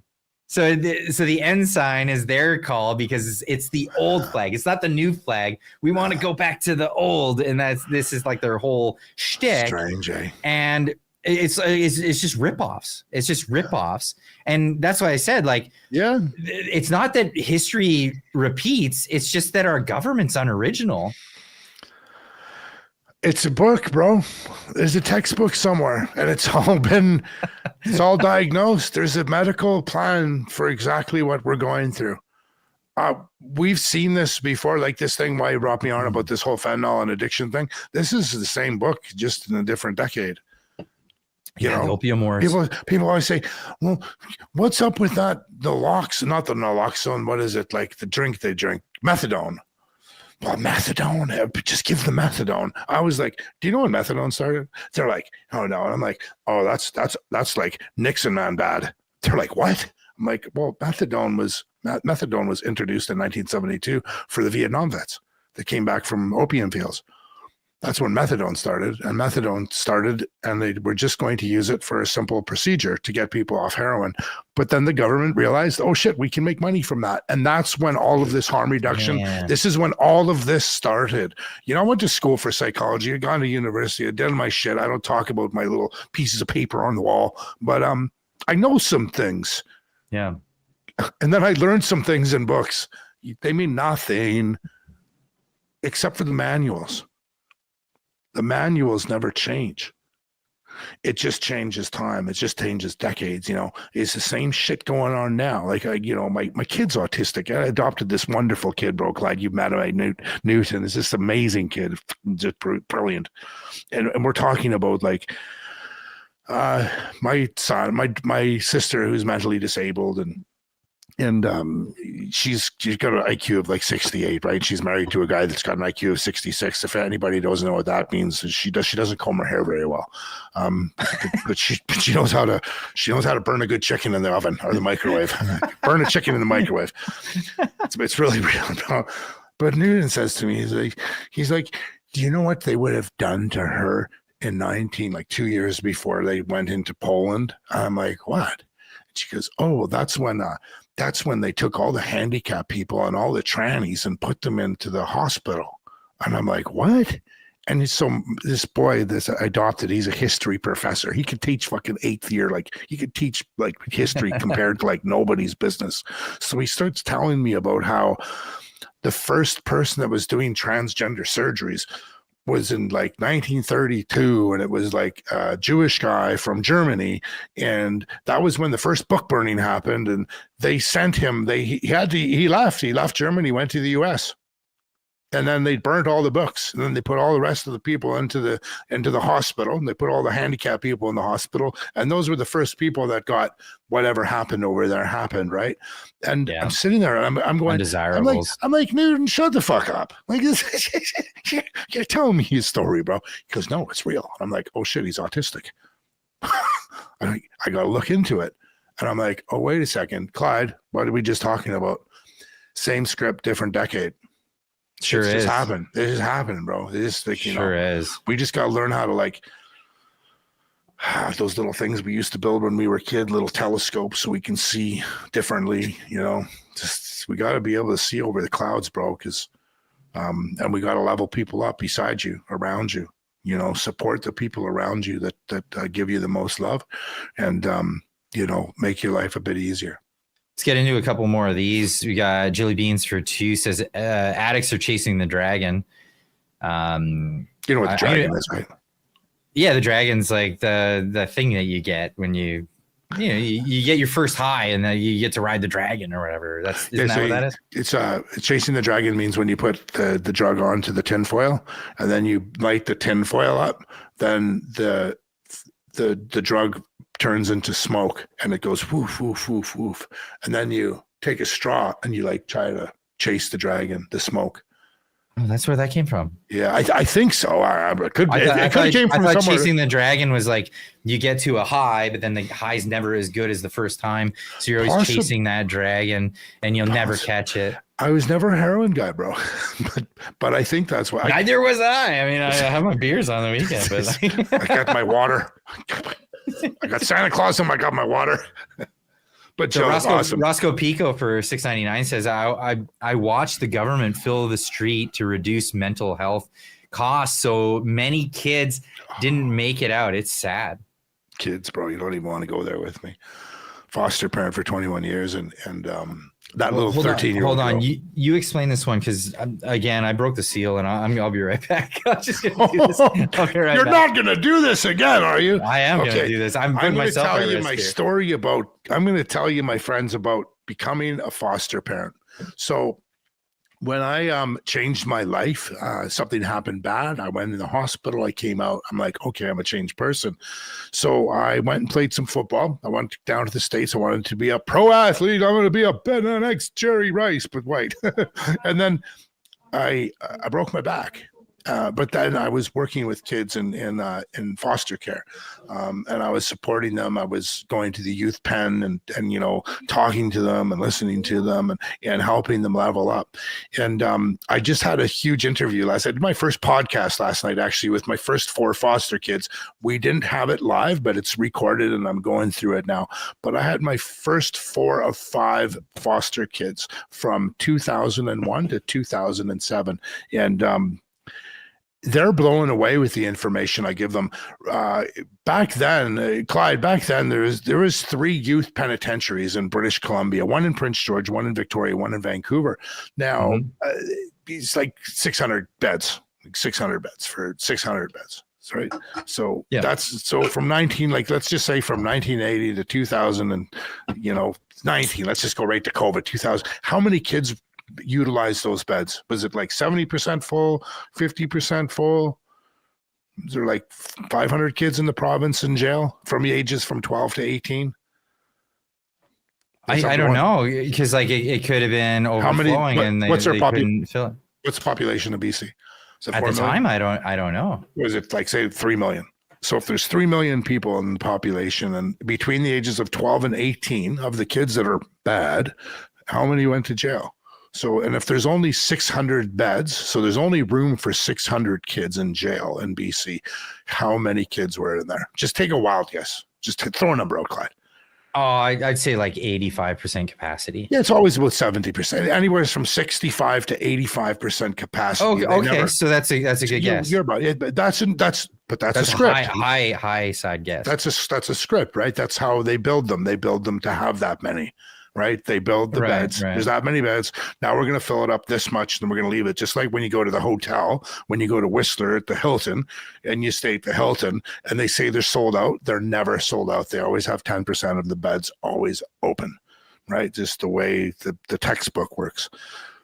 Today in 2022, with all the chaos that's going on in the streets, and if there's 600 beds, or there was in 2019, how many children, teenager boys, usually some girls, that are little criminal FNFers, I call them FNFers because that stands for fucking fuckers, the little guys that are really bad. All the social workers like, oh, here comes Mr. FNFer. They all knew me in the business. How many kids do you think are incarcerated today in British Columbia? Less. Yes. I'm just going to tell you. I'm not even going to keep the suspense. 21. Yeah. What? 21 children in prison right now. Maybe 21. That number that might be 19. It might be 23, but there's 21 kids on Tuesday.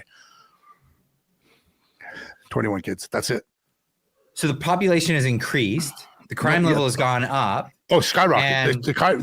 The crime rate has skyrocketed. The population has skyrocketed. The crime has skyrocketed, and the incarceration rate has dropped, leveled, or floored right out. I have family that works in corrections and adult corrections. How bad do you have to be one of the 21? M. What does M mean? Murder. It's only people that take it now. Murder, or you basically went to jail. You're being charged for murder 1 or 2. You're going in. Wow. Yeah, that's it now. They don't put kids in jail. Now, when I talked to my 4 kids, I was talking to your viewers just before wherever you were at. When I read, I had wherever you were. I had you beamed up to the spaceship. You came back down.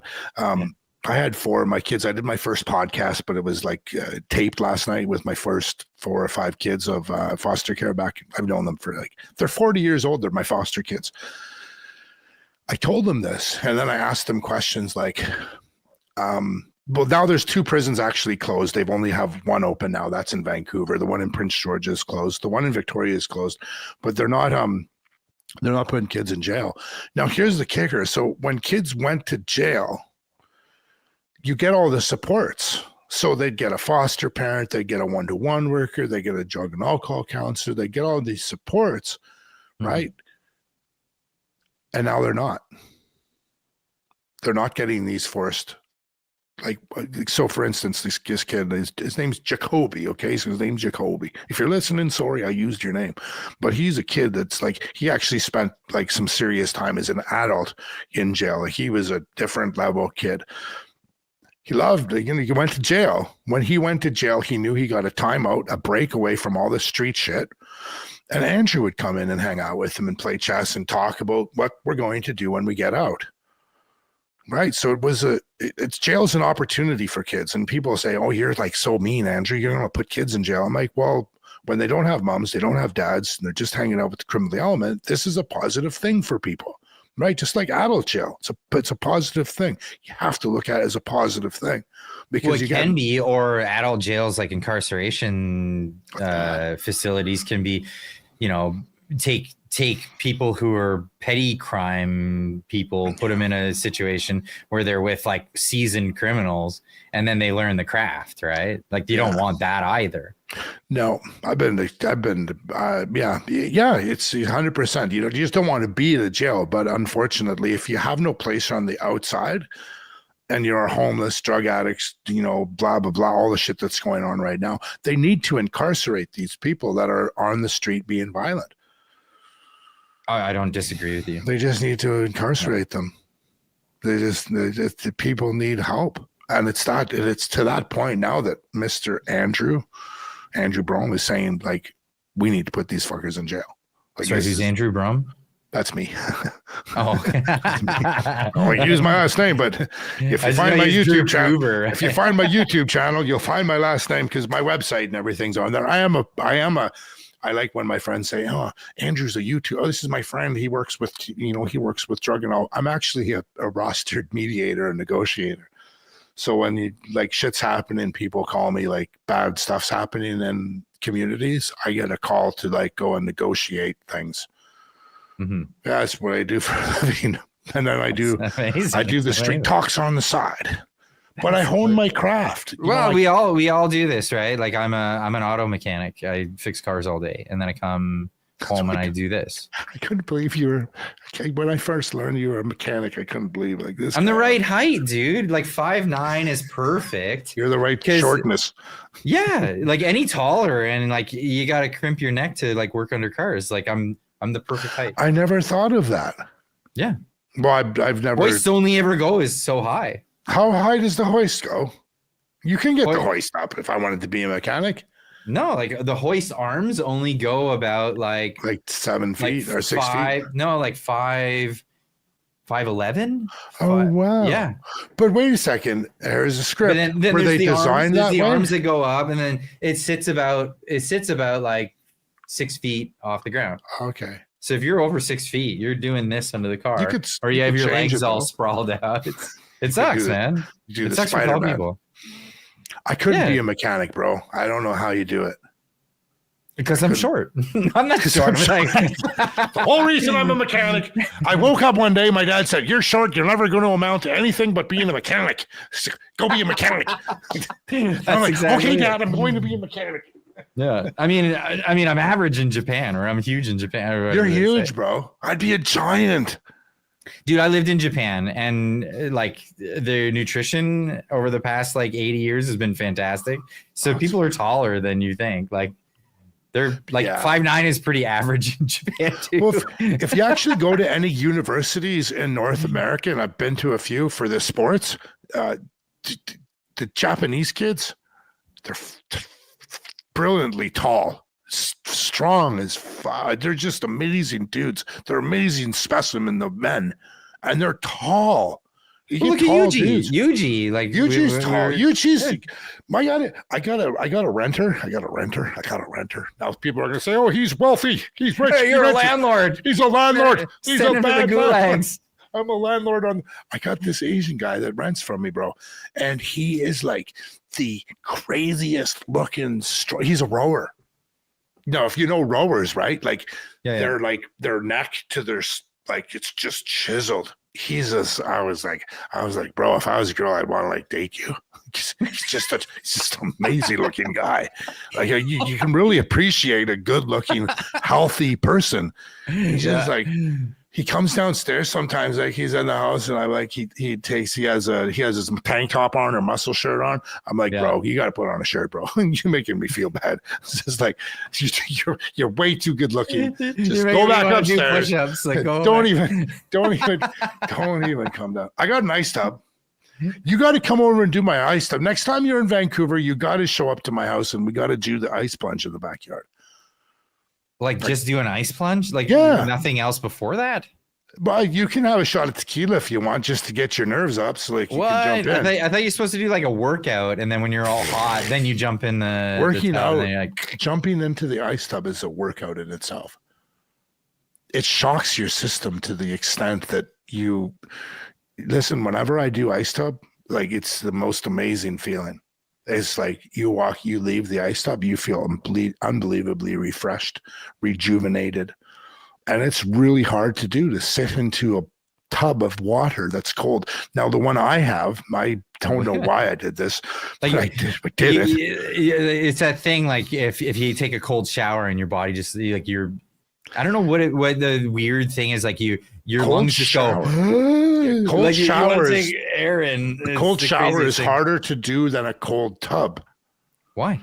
So here's the kicker. I didn't realize this until I had an ice tub. It was like $500, and I put water in it, and then I put ice in it, and then I jump in. And then I'm like, okay, I'm going to level up. It's time to level up. I'm on the west side. So I bought this tub. I bought this machine. It's got a filter, and the water flows through it. So when the water's moving, it's like activated colder. When it sits still, it's not as cold. And I was like, this is strange. And then I'm like, I'm going to listen to Joe Rogan. And then he actually said it's just like, the marijuana. When you smoke marijuana to the point when you eat it, it just affects your insides differently. And the ice does the same thing. It's just the way that the water, when it's moving, there's something. I'm not a scientist. I don't believe I got a grade 9 education sometimes, but it's cold, man. It is cold, and to sit in it for like 2 minutes, it's like, yeah, just try it. Have you ever done it? No, I've never done it. You'll do it next time you're in Vancouver. Okay, I'll give it a go. Yeah, it's amazing, man. It's like once you do it, it's just like you want to go hate back. the cold. Like, I'm not gonna lie to you. Like, I hate being cold. I hate being cold. I love South America. I like white sandy beaches and palm trees, and yeah, that's what I like. I like being in the sun. I like the warmth. But these guys down in California, these guys I know in Florida and California and Texas and all through the southern states, and some of my bros down in Colombia and then a buddy in Maui, they all have ice tubs, and I'm like, how do you when you're down there, but that's it. Like you're all hot, and then you're like, I'm gonna jump in the ice tub, and you're like, you get out, and then it's like hot again outside. Yeah, within like 10 minutes, within 10 seconds. You know how like when you're down there and it's when you're in Texas and it rains and the humidity is so high, it's like after it stops raining in 10 seconds, the cement's dry again. You know how in Florida it happens? I love that. I love that. I love that. And I'm in Mexico and it's just like in April when it has the torrential downpours in Mexico, it's just coming down. And you're just sitting in the restaurant watching the rain. You're like, oh, this is so nice. And then the rain just stops. And then like 10 seconds later, you're driving, you're like, hey, man, where's all the water? My buddy's like, oh, it just disappears. I'm like, no way. He's like, yeah. I'm like, this is a magical place. I'm going to come chase the rain dragon. All right, that's a cue. All right, we're going to get into this. Where were we? Dragon's Edge. We're talking Dragon's Edge, bro. 69. Yeah. With a $10 super chat, says, thanks, Clyde, for trying to save what's left of our great country. Great guest. Thanks. Sub, thanks. Absolutely. Yeah, make sure you're watching Drew Coover because it's great stuff. And are you uploading every day now? You know, I'm kind of pissed off at you. So, friends, hold on to that. We're gonna get one more super chat. World Fair 86. Ken for $5. Yeah, World's Fair 86. Rowanek was the beginning. Rowan. Rowanek. Rowanek. I think the D is silent. Oh, I think it's Kenroy. Endick or something. Kenroy, maybe? I don't know. He's talking some crazy shit about the World Fair, though. I went to the World Fair in 1980, Expo 86. My brother was such a high-level asset in this teen world. He was in jail. He was in jail. Yeah, my brother was in jail. We went from I grew up in Prince George, friends. For all you know, now I speak Prince Georgian. You're wondering why the slur is. It's from Prince George. Prince Georgian. Prince Georgian. I'm a real redneck hick. Yeah, 100%. It's another dialect. It's not it's almost bad as places like Squamish or Pemberton. Anyways, I'm a local, but I didn't grow up here. Not saying nothing. We drove from Prince George to go to Expo 86, but we had to stop in Camp Trapping where my brother was in jail. That is his trauma, bro. You know, we all have it. Mm-hmm. We all have this opportunity to put our windshield wipers just to put our curtains up so that we don't have to look at trauma, or we have an opportunity to just leave the curtains open and look at it and deal with it. I think it's the best thing is to deal with it. And I think the problem is people look for scapegoats. Like they look for something else that they can blame, some other thing, some other person. And this becomes people's identity. Like it's quick to become a person's identity. And let me explain this, because I wanted to talk about this earlier. This is a post that I put out. I said, what makes a man a man? Because I heard all these people saying like, you're fat, Clyde. I'm not a fat guy. I don't know. I'm pretty fit, but like, you're not a man because you're not manly and you're not doing manly things. It's something that you get from like CrossFit people that just got into exercise for the first time in their life. You know what I mean? And they're like, facts. Yeah, it's just one of those things. But I said, what makes a man a man? It's not the size of your biceps. It's not how many plates you can throw on the bar. Real strength is showing up. every single day. It's the reason why I put out this thing to put a video out every single day. I put a video out every single day. It's owning your mistakes instead of blaming someone else. It's putting food on the table when you're dead tired. It's holding your wife when she needs your warmth, and still finding the strength to fix what's broken at home. It's teaching your kids that actions have consequences, and then living that truth yourself, showing an example, right? It's a man accepts responsibility. He doesn't dodge it. He doesn't point fingers. He doesn't look for someone weaker to carry his load. This is why racism is the coward's way out. It's the ultimate dodge. Yeah, a man refuses when a man refuses to own his life, he needs a scapegoat. He needs someone to blame for his failures. He needs someone to look down on so he doesn't have to look in the mirror. Real men don't need scapegoats. We carry our own weight, and everyone else's when they can't. Be a man. Wear the responsibility like a gold medal, because when you do, it'll be that thing that you'll always be remembered for. Own your shortcomings. Own your failures. Own your successes. Own your life. I'm having listening to you say that and reflecting on what's happening right now, especially in our culture, in our Western culture, in our world, and coming from a background of hanging out with going downtown and hanging out with dudes that have like NFL Super Bowl rings and Stanley Cups and, CEOs and like wealth, and like being around a lot of men that have had these accolades, and then actually being around like a friend of mine that Orville, like I've got this, I know this guy, his name's Orville, and he's an amazing person that he grew up in Toronto. He's a Jamaican kid, gangsters, like bad stuff, but he ended up leveling up, and he got some luck in football and stuff. And he was doing quite well after he retired from playing football. And he came and worked for me in my group home. He was like, he's like a superstar. And he wants to work for me in my group home and make like $200 a day to run a group home and work with little shithead kids that steal and rob and pillage. This is what he wanted to do. Like, it's just for facts. I'm like, okay, no problem. Yeah, come and check it out. So he comes and works, and then he starts making a decision, like, hey, I think this is what I want to do. You want to walk away from your careers? No, I never noticed I didn't say career. I said careers. Mm-hmm. Like, really? And he's like, yeah. And then next thing I know, this guy actually, he's down at the flea market. Now, his son played in the NFL and the CFL. His other son played in the CFL. His daughters, I think, played in this US in the top div, like volleyball. He's this different level dude, right? Mm-hmm. And he's in the flea market in Vancouver selling cell phones, old cell phones that he got from another buddy of ours that owns a cell phone company out in Surrey for $10. To get the $10 to start an organization to help kids eat that are not eating at the alternative schools, not the regular schools, but the alternative schools. Yeah. I'm watching this guy, and I watched him for a couple of years. And I phoned him one day, and he was out. He's walking in the business district in Richmond.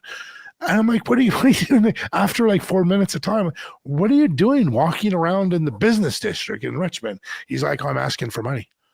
I'm like, what? What are you doing? He's like, oh, I'm going door to dooring. I'm asking people for money for the society to help kids level up. I'm like, this guy's a superstar, bro. Like, he's been on TED Talks. I mean, I'm not going to use his last name, but he's done a lot of stuff in his life, and all as he does, Clyde, and I have a tear. This is what I try to do. Just help someone.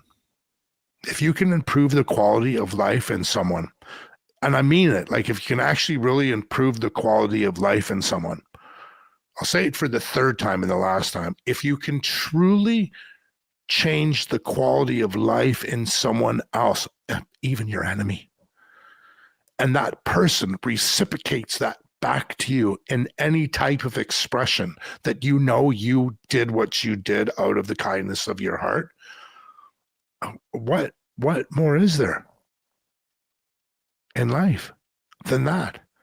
That's the ultimate paycheck. The ultimate paycheck is helping someone up. And, that's what my kids always say this now. Dad, well, here he goes. He's going to say level up again, because that's all I've been saying for the last year. Friends, level up.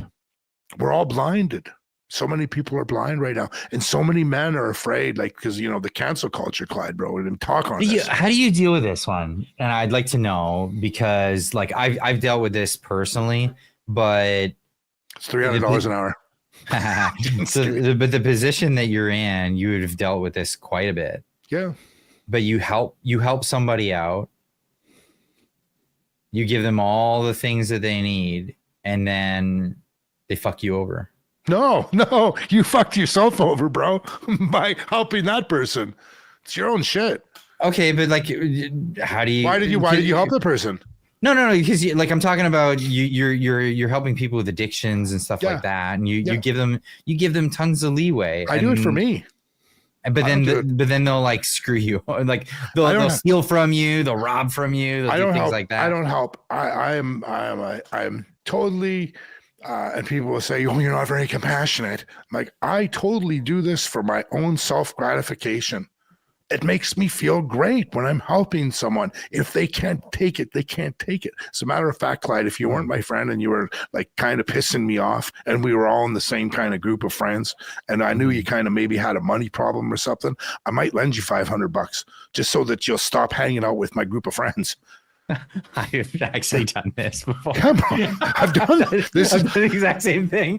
Best ex-girlfriend I ever had in my life cost me $876. Oh, dude, I had a mooch that would come over. Okay, I had a friend that would. He was like an acquaintance. He would be one of those people that would come over with a 6-pack and drink 10 beers every time. One of those guys. That was how I was. That's why. And one night at the bar, he needed some money, so I gave him $50. Yeah. And he never came around again. Yeah, and it was the greatest thing ever. But here's the kicker. Now here's the question, Clyde. Did you know by giving him $50? And it totally answered the question completely honestly, please, because I'm going somewhere with this. I'm putting you on my chalkboard. Mm-hmm. Everyone knows Andrew knows the chalkboard. Mm-hmm. When you gave him the $50, did you know possibly that it might be like maybe the last time he's seen him, or he might just fuck off? Yeah. Okay, guess what you did? You helped him look at his own shit.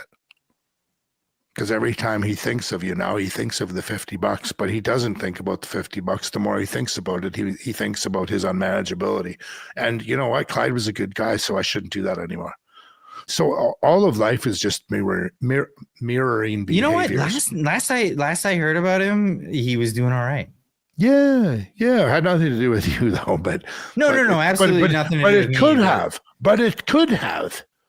Because you might have been you might have been the 15th, I never thought that, but like now that you mention it, you might have been the 15th $50 bill that the guy had to take in order to get where he needs to go. So we have no power. What I'm saying by this is you have absolutely zero control, power, interest in power or control in anybody else, but you have an invested interest in yourself to make sure that you leave a relationship better than when you started it. Jeez, I'm getting all spiritual on you tonight, bro. So what do you do with the types that would rob you? When people rob me? Yeah. So like someone you try to help out and they end up robbing you or screwing you over or doing something like. It's supposed to be right here, right? It's a left hand. It's a wedding band. My wedding band's gone. And my wedding's band gone. So you get them out of your life. Someone, no. The kid stole my wedding band. Oh. A kid I helped out. He stole my wedding band. Another kid I helped out. My grandfather, and there's some accolades on the back wall. I don't think you can see it, but my grandfather used to go to the Windsor Castle and have like dinner with the king and shit. So I've got some shit on the wall. I've got some stuff. I got a gold. I had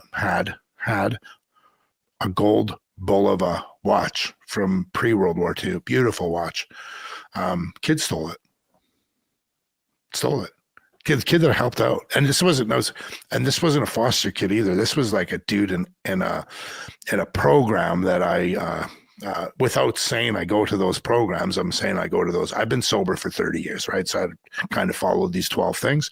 So I helped this guy out, and he stole the fucking watch. Stole my grandfather's watch. That was my son. It's not mine. It's not my watch. It's my son's watch. My mom gave it to me to give to him. But I got a story for you. I got a story for your viewers, bro. You want to hear a story? Sure. Cracky. I was doing some drugs, and I couldn't do it. I couldn't live the way I was living anymore. And I was trying as hard as I can to steal from people, to try to get people's attention. So again, this is not about what do you do to people that are like that's stolen from you, but I was the person that was trying to get people's attention by stealing from them. So one day I went over to Victoria to see my mother and father. And one day when my mother went to bed, I decided to go to her jewelry box and steal a watch, a gold bull of a watch, to be perfectly honest. And I stole that gold bull of a watch. And I brought it. I came home to Vancouver. I was living in Vancouver. I was homeless, but I was in Vancouver. And I went over to my drug dealer buddy, and I got an 8-ball for the watch because it was a nice watch. An 8-ball is 3.5 grams of cocaine, and that's what happened to the watch. And then 6 months later, I got stabbed and died and woke up and got a welfare check 2 months later and said, I'm gonna make a wrong right. I'm gonna go to my drug dealer. And my buddy's like, you can't go to your drug dealer, you're gonna get high. And I'm like, no, I gotta go to my drug dealer to get my mom's watch, my grandpa's watch. And I went to my drug dealer buddy. That wasn't my drug dealer buddy anymore. He was just my buddy. And guess what? He gave me a box. It was a shoe box, and I had a whole bunch of watches, and in that box was my grandfather's watch. And I got that watch. And I gave him half of my welfare check, which was, at the time, I was getting $535 for allowance and for housing and for food allowance in 1996. That's how much money you got from social assistance. So I got the watch, went to Victoria. I sat there at my mom's fucking living room. I walked into their house. I sat down. I can't believe I'm telling this story. I sat down on the couch.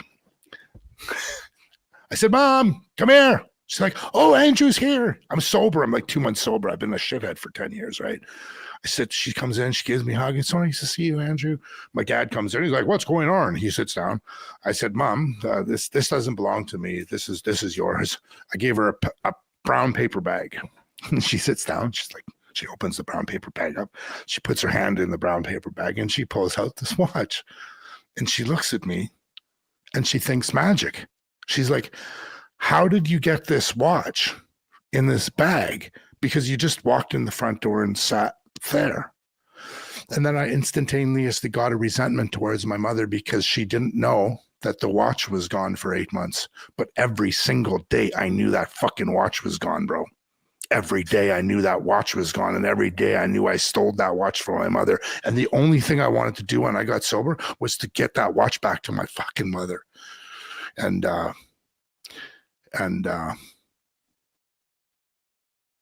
she got the watch back. And now where the watch is? The watch is upstairs in my safe, and it goes to my son when I pass away. If I pass away, because I'm not going to pass away. I'm not leaving anytime soon.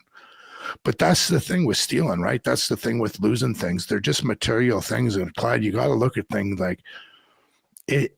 When people are stealing from you, when people take your shit, when you have a nice car and you just spent all that money on those fucking really cool black rim glasses, those new ones, and you put them in the cool glass and you have them in your car, and those you're driving, you have those ones for every day, then you have your driving glasses, right? And you have them in your car, and those are your driving ones, and no one else wears them. They're on your head, and you get into the car and you're in Texas and you finally move, you get into your car and you grab your glasses and fuck, someone stole them. What do? Well, you just think, well, they needed them more than me, and that's okay because I can get a new pair. You can be pissed off, but you can't hold on to that pissed offness because that's not what they were trying to do. When people steal from people, they're trying to just reach out for help. That's the only reason people usually steal, unless they're narcoleptic, right? Unless they're like actually legitimately stealing from the stock market or, robbing people, because that's what they do. But most people, the number one symptom of thievery, the number one symptom of thievery is sexual abuse. So when a child is sexually abused, when they grow up, the majority of the time, all the studies and research say that the person that's been caught stealing was sexually abused, because usually when you're sexually abused, you grow up with a life-longing urge to steal things back from people. And usually you steal from people you know. Those thieves, usually still interesting. A whole bunch of info. Like I said, bro, I'm not a psychologist, but I got 3 of them working for me. It's just interesting. Psychology, right?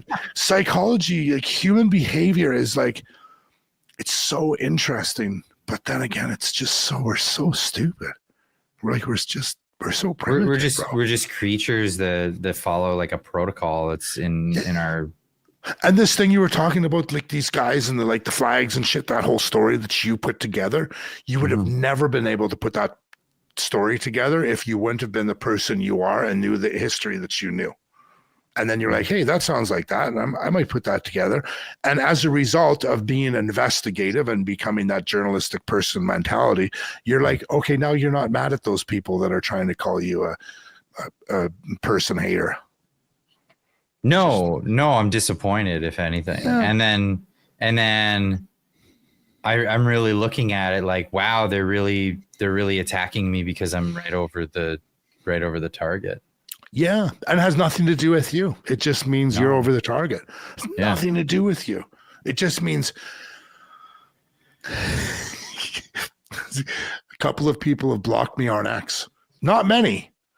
But there's a lot of people block me. Yeah, there's two really big executive directors of like the big nonprofits in British Columbia. They've blocked me because so I go on. I'm not known, right? Like I just started X I don't know, in April. I've got 3,000 followers. I think I just hit. Good for you. I'm on YouTube. I'm a struggling addict. I'm trying to become pro on YouTube. It's gonna be your new addiction. It is. Well, you asked me, are you putting a video in every day? I'm trying now. And I went all the way from London. Just wait until you understand what the analytics say, then you'll be really addicted to it. It's the whole YouTube thing, I'm that person, right? Like I can phone up Jasper Sunshine and Clyde, and I can phone these guys up because I believe in it. The most important thing is making contacts and leveling up in life, right? So friends, if you're listening, right? I phone Clyde all the time. I have been since I met you physically in person at that AGM in February at the Conservative AGM is where we physically met first. And I also met we chatted way before that though. But a lot of times it was me calling you because I was just trying to pick your mind. And I was trying to be nice at the same time so I could ask questions so this guy didn't think I was just trying to take. But you need, in order to, to get to that next level, you need to ask questions. And who better to ask than someone that's been there before? Makes sense, right? It's just life. And then when people would say, well, Andrew, and I make a lot of time for people because I think that relationships are important. I'm surprised you make as much time as you do for me because some people don't. I talk over people, bro. My nickname is the interrupter. Well, I make time for people, but what we really do need to make time for people is for people in the Discord. Now we've been at this for over 3 hours. This is wow. I usually just do about 2 hours on the Fridays, but hey, the conversation was great, so that's amazing. Are people still in? People are still in. Yeah, lots of people are watching right now. It's amazing. Yeah. So how dare you put me on by myself? That was scary. No, it's on the spot, man. That's how you do it. I guess friends, if you're listening, he was just seeing if I got the shit. If I didn't have to pee or anything, whatever. I just was doing that. You blanked yourself out. You were looking at the background. Look, I put Andrew on the spot, the big guy. So if you want to see more of Andrew, more of Drew Coover, as you're called on YouTube, head on over to the link. I'm just gonna pop it in the chat one more time, right there. I'll make sure to put the link in the description later so that people who are watching this after the fact can find that. But it's Drew Coover on YouTube, like Drew Coover. What is it? 56. Drew Coover. That's my football number, Drew Coover. Yeah. Oh, okay, cool. So go check that out. Make sure you're subscribed to his channel